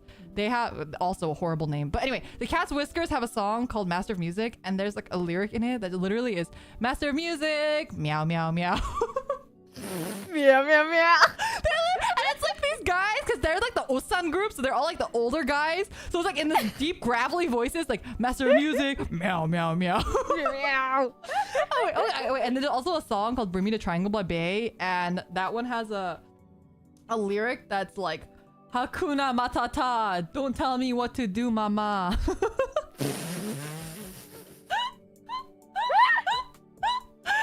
time I hear that lyric, I cry a little bit inside. I die. way. A part of me dies every time I hear that lyric. It's so fucking cringy and bad. But the song is good. Can I listen to it? No, but I think it's better than listening to a bad song with good lyrics still. True. I don't listen to either, honestly. Yeah, it literally says Hakuna Matata.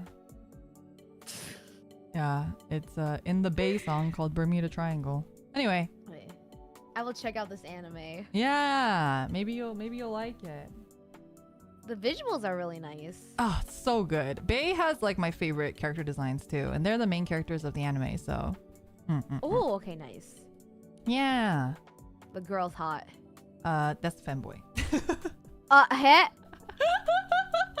That's Wait, Koneko. what? Yeah. His name's Anne. Wait, but when I've listened to like one or two songs, I don't remember which ones, but I thought it was. It's Kuroneko, so the voice is female.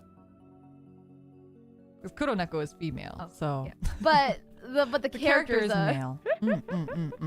Oh my god! Yeah. Oh my god! I watched the music video and I was like, oh, it's a girl and two guys. It's like Triple H. There's only guys. There's only guys in this entire series. It's all male series, like Hit All Mike. male. Well, actually now Hit Mike has girls, but yeah, all the singer groups are all guys. Not gonna lie. Okay, I know you like femboys. But I like my girls. I wish she was a girly. I wish she was a girly. Me, I was like, I saw them first. I was like, oh, it's a girl and two guys, and they're like, it's a guy. Yeah. I was like, sign me up. But you like femboys. This is right up your alley. I'm like, here. it's actually a guy, and we were like, oh, we have- sorry, it's a guy. Oh, yeah, we have like the opposite reaction. Yeah, I'm like, it's Yeah. a guy. It's a guy. Yeah, exactly. But I don't know, you might like it anyway, so I would. No, I'll still check it out. I'll still check it out. Yeah, and then you can let me know how you like it. Basically, it's an anime about mercury poisoning. Be careful of mercury, kids.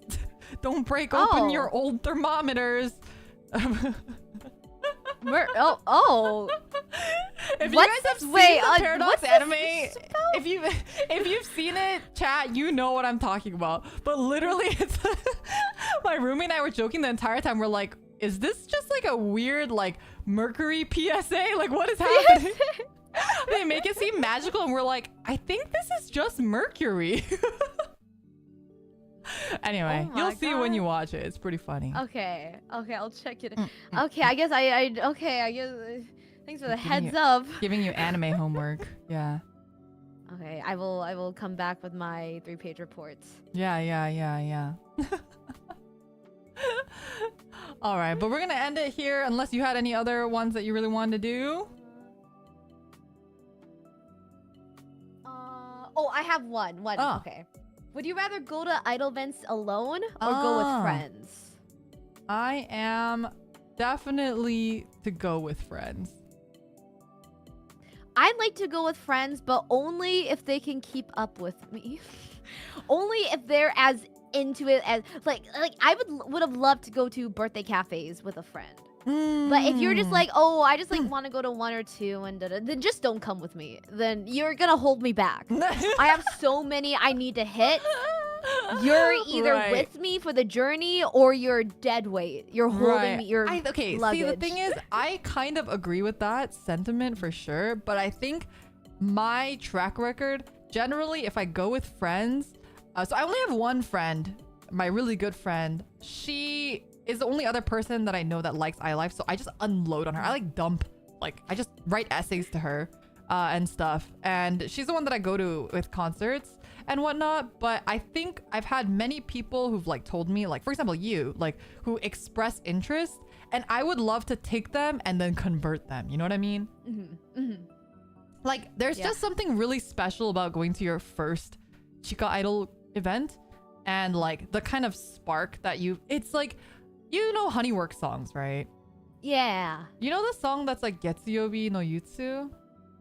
I don't love, know that love, one. love, Kimiyoshi. Yes. Oh wait, is that the idol? Oh wait, yes, Yeah. I do know that one. So I like do know that song, one. the narrative is like this guy like goes to a concert for the first time, and then he's just like, holy shit, like he doesn't want to go there, but he's taken there. And then he just falls in love and becomes like this insane idol fan. And I feel like that's happened to me. That's happened to some people I know. Like, I think being there and being amidst that and that experience and watching people experience that for the first time is like so wholesome. And I like love taking people on their like first idol event. I think if somebody didn't want to go and I'm like dragging them, like I'm not gonna drag them, you know? But if someone's like, oh yeah, I'm open to it, I would love to take them. Please drag me, please. Yeah. And then like I think once you start like, because it's so infectious, you start like learning the calls, you start like learning like the songs, the dances. Because okay, it's really different from K-pop, because in J-pop you are very much encouraged to dance along. That's part of the thing. Everyone in the audience is dancing, like everyone, like 90% of people there doing the same moves or just like grooving. Yes, doing the same moves, but like hand moves. Yeah, it's like a group activity and it's so infectious. Oh, that sounds fun. Yeah, and you just get like in this groove of like, oh my god, like we're all doing this thing together, we're all like dancing, we're all cheering, like we're all shouting the same things at the same time. I think the call and response to is like really different, like the fan chants, because a lot of the idol fan chants for J-pop overlap them singing. Like while they're singing, you're still chanting, right? It's not just in the like empty spaces in between, you're like actually chanting while they're singing. And something about that call and response, this is kind of cheesy, but it feels like a musical. Like you feel like you're doing, you know those musical songs where two people are overlapping and singing on top of each other? Yeah. That's like my favorite type of musical song. And that's like what it feels like. Like you are, it's not just a concert for them, it's a concert for you too, you know? And you're like so involved, and it's like, it's just like a very different experience than anything that I've been to. But which is why I think if I had really bad seats, you can't really, it's not the same experience as like being on the floor. True. You know, I think that's why I kind of have that. And like with J-pop idols anyway, it's like very different because you're dancing and you're singing and you're doing all this stuff. Anyway, I'm definitely going to take you. It's going to be super fun. Please. Yeah. Is there a specific one you would take me to? I will link you the group that I like, and you can kind of see what their concerts are like, and you can kind of get an idea. Yeah. Okay, I'm excited. Please, please, please. Yeah. Please take me, please. I would love to go. I would love to go. And then whether you have to say, the thing is, before we go, you first of all, you need to like learn all the fucking songs, because you will not appreciate it nearly as much if you like don't actually know at least some of the songs. And then you have to pick an Oshi, because at the end we have to go checky and you have to take a picture with one of them. It's like fucking life changing. I can't. Like I think, yeah. Hopefully you don't get too addicted though, because then you're gonna be going to Japan. I can't have a K-pop and J-pop. Yeah, you can't do both. Man. Yeah. I gotta pick a struggle. I will do research. I will be a good student. Yeah. Oh, I'm so excited. It's gonna be so much fun. But yeah, we're gonna end it here. I hope you guys had a good time. I hope you guys learned a bunch of interesting, weird facts about K-pop and J-pop. I hope you guys liked the stream format. Yeah. I didn't realize that it would take us that long to get through. Like I think we went through like maybe 20 or 15 between 15 and 20 questions. Yeah, well, so am I, so I totally understand. Yeah. But I we had to definitely reschedule this stream like 3 times. Yeah, because you keep disappearing on me. Ma'am. This was meant to be this summer. This was like supposed to be last month or even 2 months ago, I think. Well, when it first started, it was when like we were replying on Twitter, and you were like, "Wow, do you ask me to collab with you?" And I was like, "Wow, do you ask me to collab with you?" And then we got the idea. So wasn't this originally supposed to be in like that was a long July or ago. August? Yeah, it was a long time ago for sure. But glad we finally got to do it. Next time we're gonna have to invite Ron to just do like a whole idol rambling collab. I think that would be really fun. Oh, that would be so much fun, Ron. Yes, thank you for having me on, Senpai. Yeah, of course. Thanks for also, because Amoria and I both came up with all these questions, but Amoria came up with a good majority of them. So I really was pulling appreciate them out of my ass. Yeah, Some are no, better I than appreciate others. you doing that and for hopping in for this new stream format. So I'm sorry it was a little bit of a mess. I was figuring it out as we went as well. So yeah, thank you so much. And thank you, chat, for hanging out. Don't forget to go subscribe to Amoria if you haven't already. You can listen to her ramble about K-pop even more on her channel. Usually try try to dial it back though. Today I could go all out. Yeah, I mean that's like the theme of the stream, right? So you could definitely go all out for sure, for sure. Yeah, and we'll see you guys very soon. Is there anything you want to announce or plug or? Tomorrow. Is it tomorrow? Oh wait, no, never mind. Tomorrow, never mind. Later this week I'll be doing. No, I'm just fucking doing a mukbang tomorrow. Later this week I will be doing a I think maybe my last Metopia stream. Unfortunately, you already got kidnapped by the Dark Lord manager. What?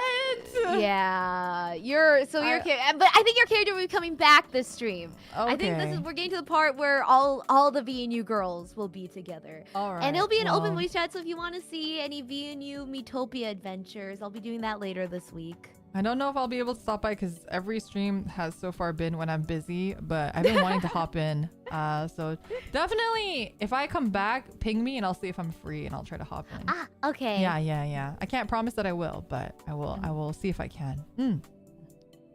Alrighty, thank you guys so much. Be sure to, again, support Amoria, support all the VNU girls, and I'll see you guys very soon. Support Leora Senpai. Yeah. Be good to her.